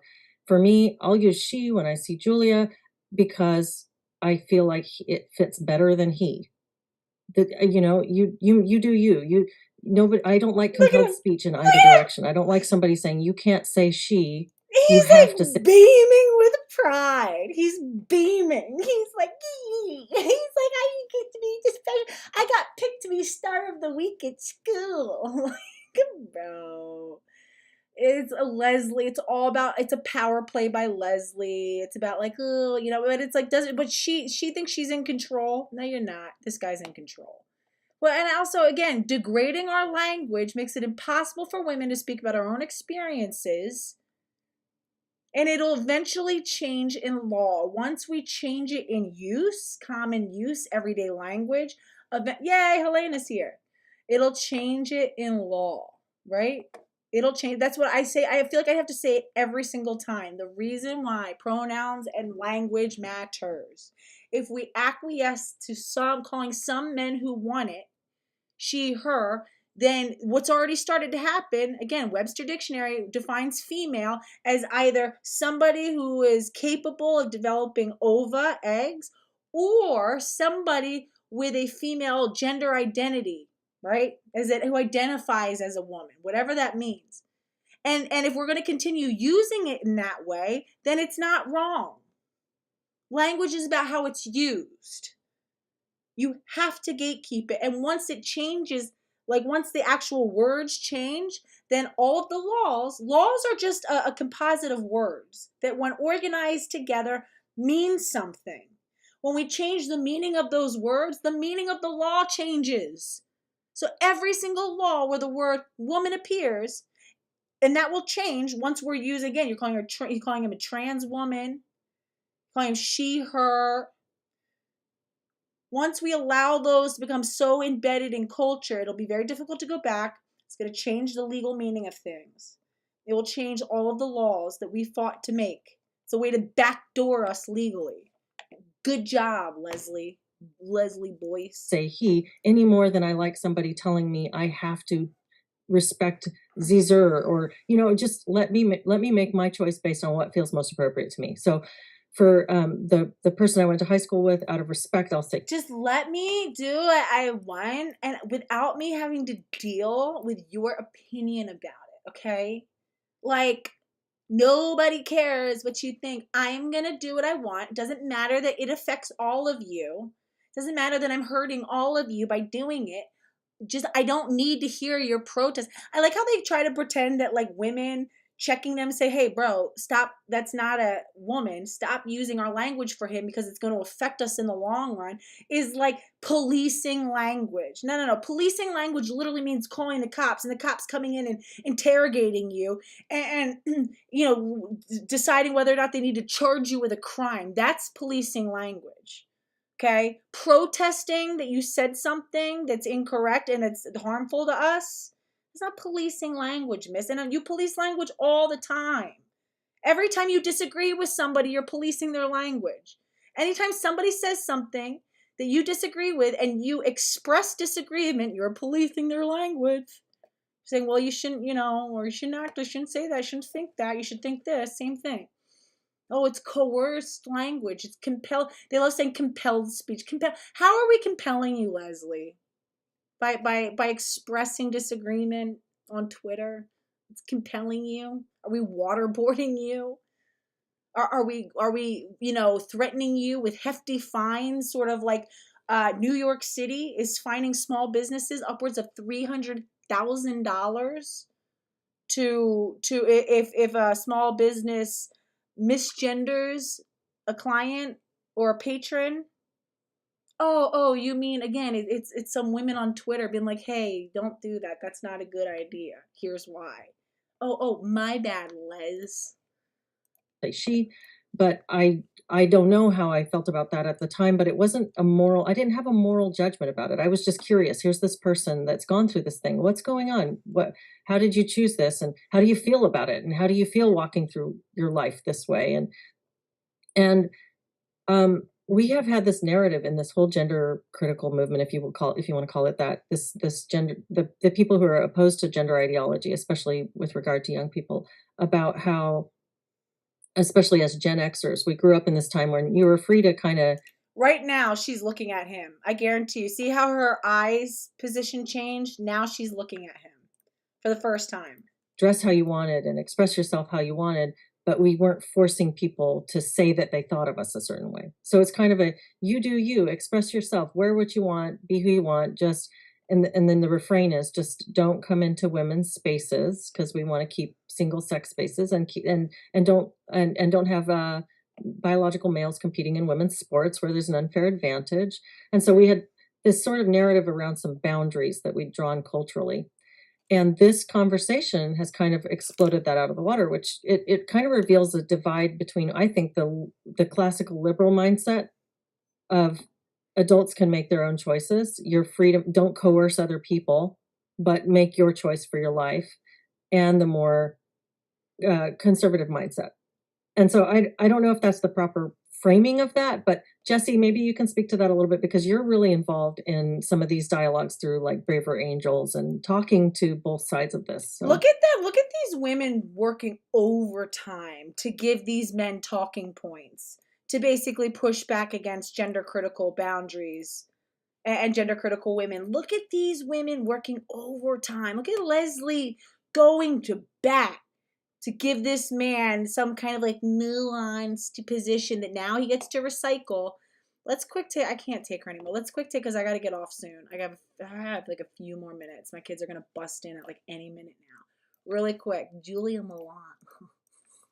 Lovely. Why is, ew. Again, why do you have a picture? Whose kids are these?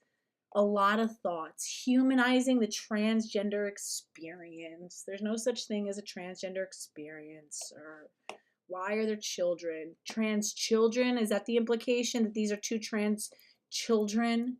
Why do you have a picture of kids saying humanizing the transgender experience? Why is there a mother elephant or with a baby elephant? What's with all these like mother and child and children imagery, sir? With the trans thing. But this is a good trans. It's a good trans. Actually, you know what? Let's see.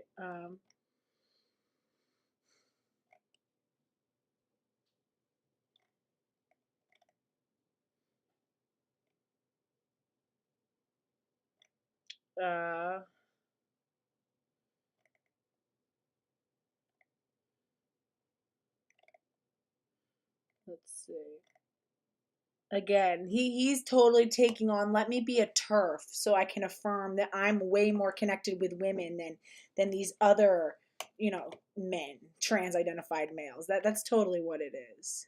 Hold on, I want to look at he's just, again, this is all, it's just his carefully choreographed image of himself where he's this like good, helpful, gender critical, and it's just so he can do what he wants. But let's take a look. Julia Mallott, what people are saying.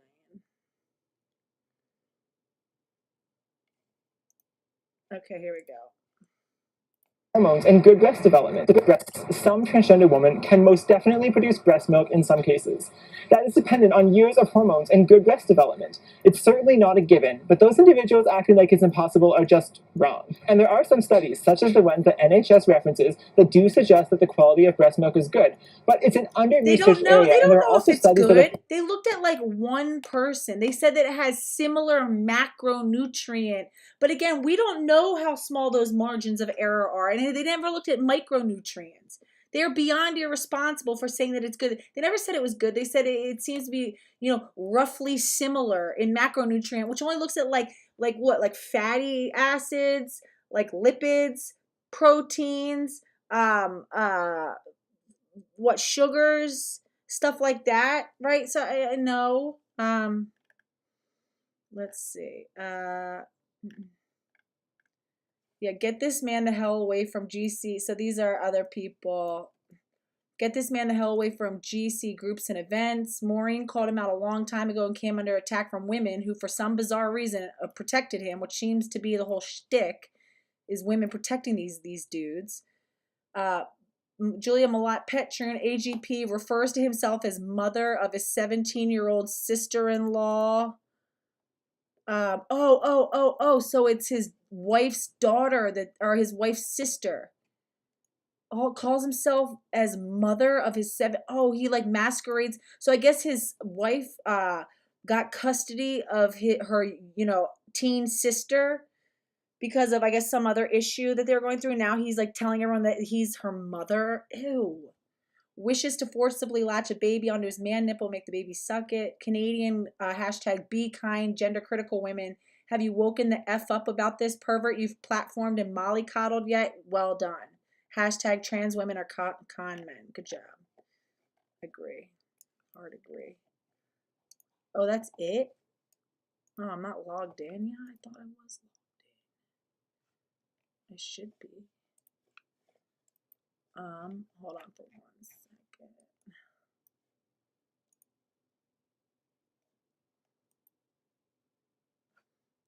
Where am I? Oh, I'm here. Oh, wait, no, I'm confused. Why am I not logged in? How did that happen? Sorry, guys. Let me just see what is going on here.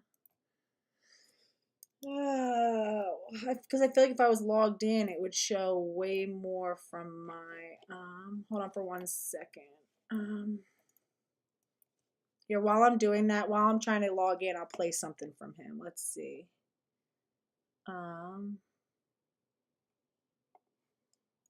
Let's see. Oh, well, let's look more at them. Look, she did one with just him. So let's see. The Radical Center. Da-da-da.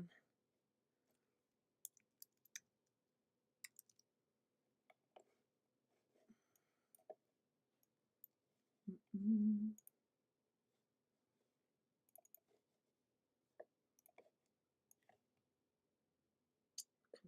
on. Sorry, guys. Let's see.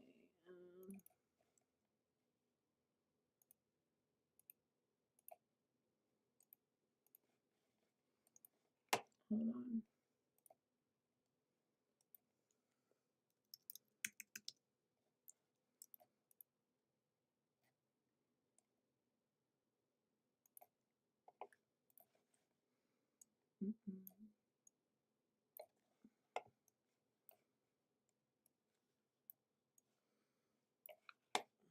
Way to go. Oh, am I spelling his name wrong? Oh, yeah. A lot of Mulata. She's totally, so she started her channel a year and a half ago.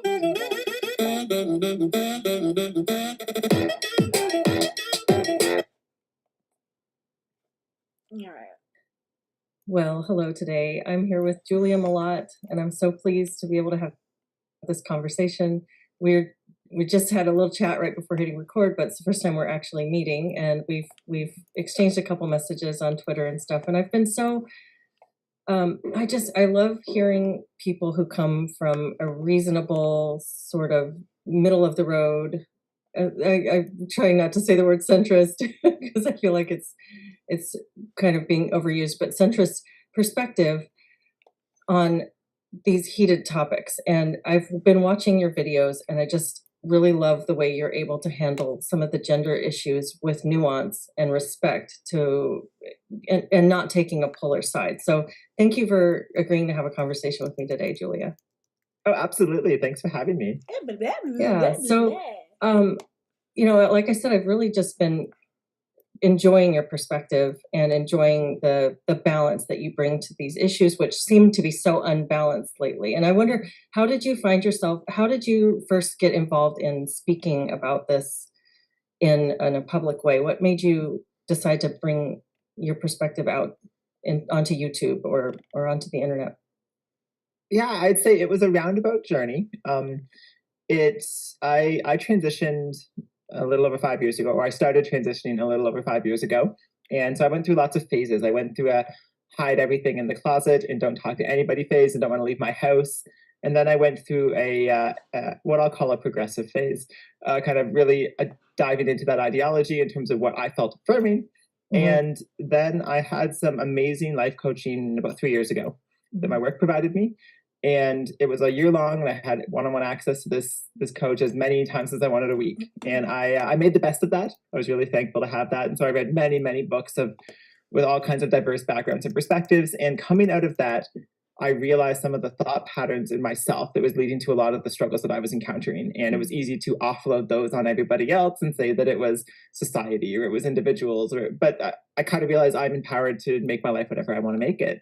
Mm-hmm. So coming out of that, I was adopting this new worldview. And then I live in near Toronto, Ontario. And we have a lot of uprise in our school boards right now in terms of concerns about what's being taught related to sex and gender in many different school boards. And so in early 2022, an individual named Carolyn Brajowski went to our school board, and she had concerns about certain books in terms of what was being presented, whether it was age appropriate, and whether certain books might glamorize transition and kind of edge kids towards transition who maybe it's not appropriate for. And of course, I wasn't watching that meeting live, because who watched school boards meetings live in 2022? I certainly didn't, but her presentation was cut off by the chair because they felt that it was a human rights violation to really even broach these topics. And they then sent out a note to all of the parents, and I have a daughter who is in high school here, so I got that email, and I couldn't not seek out the video because I thought, oh, something transphobic happened. I got to know what this is. Yeah. And the board had pulled it, but I found it on Twitter. And I remember getting to the end of that video and thinking, but where's the bad part? It cuts off. And I assumed there was more, and she must have said something really bad. And then that was the moment it kind of clicked for me of, no, she didn't. What we're saying is bad is simply the fact that she's asking questions and has any concerns at all. And I come from the municipal space. I have worked in municipal administration previously. And so I knew that this was an election year, and it was going to be a school board election year as well. And so that moment I kind of thought, oh gosh, we're going to get the extremes on both the left and the right are going to come out and run for the school board in response to this. And I kind of thought maybe I'm a voice who needs to speak publicly because I am transgender. So I do understand this space in terms of a lot of the impacts and implications, but I also understood what concerns this teacher was raising and thought the conversations are important. So I ran. I was not elected, but I met a lot of really great people on both sides of this divide through that process. And he talks a lot about himself. He talks a lot about himself. And what about him looks female is my...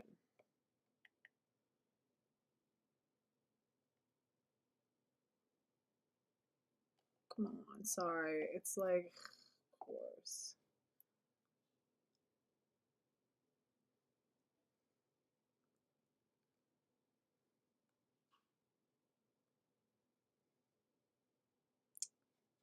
Damn it. Sorry. I know. Like, let's see.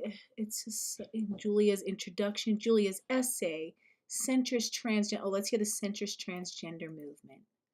Let's hear the good trans. So when you get heat from trans rights activists, and so there's been this big growing movement of the LGB without the T, but is there a growing movement of the T that is not in support of some of the more radical aspects of gender ideology? Are you seeing a lot of transgender people that agree with your position and take a more centrist view? I don't know if I would call it a movement or not. I felt very, very much like I was the only one for a long time, which wasn't true. I have, as I've become vocal on Twitter, I've encountered probably 15, 20 other people total, but I'm a very, very prominent voice in this right now. And if I've only encountered 15 or 20 people who seem to kind of share that view, then maybe that's not a movement. What I do know is there are lots of people who share these views and feel this way, but they're not prepared to speak up. The viewpoint is very homogenous. And so the pushback is intense. I've seen that myself. So I know lots of individuals who aren't interested in kind of going and discussing this stuff. I gotta go. That's I'm just gonna pause you for a moment. My dog is whining like... It's like I don't understand. I think she is unbearably boring. Leslie is unbearably boring. Really quick. Oh God, if I can do this really fast, I'm gonna lock the door. Hold on. Joel, can you open the door for them? All right. Let's see. So unbearable. Really quick. I don't know who the Shannon B is, but once again, we're listening to people, gen spec people, co-opting experiences of Black America. Oh God, I can't. I gotta go. I love you guys. I gotta go. I'll see you later. Yeah, I can't with these pseudo academics trying to gaslight us into accepting these men. That was the whole point. Is that we're allowed to put down and please, women, just remember the whole point of this movement is to allow us to put boundaries down against these people. Don't let anyone gaslight into you into thinking that your boundaries are wrong. You're allowed to have them. Anybody who makes you feel like that's inappropriate is not on our side, is not on your side, is not on our side. It does not stand with women and is not protecting children. This is not good for children either. I don't know why they think that this is a good strategy for safeguarding children by letting these men dominate the gender critical narrative, where they have the ability to manipulate and dominate the narrative and set the standards. It makes no sense.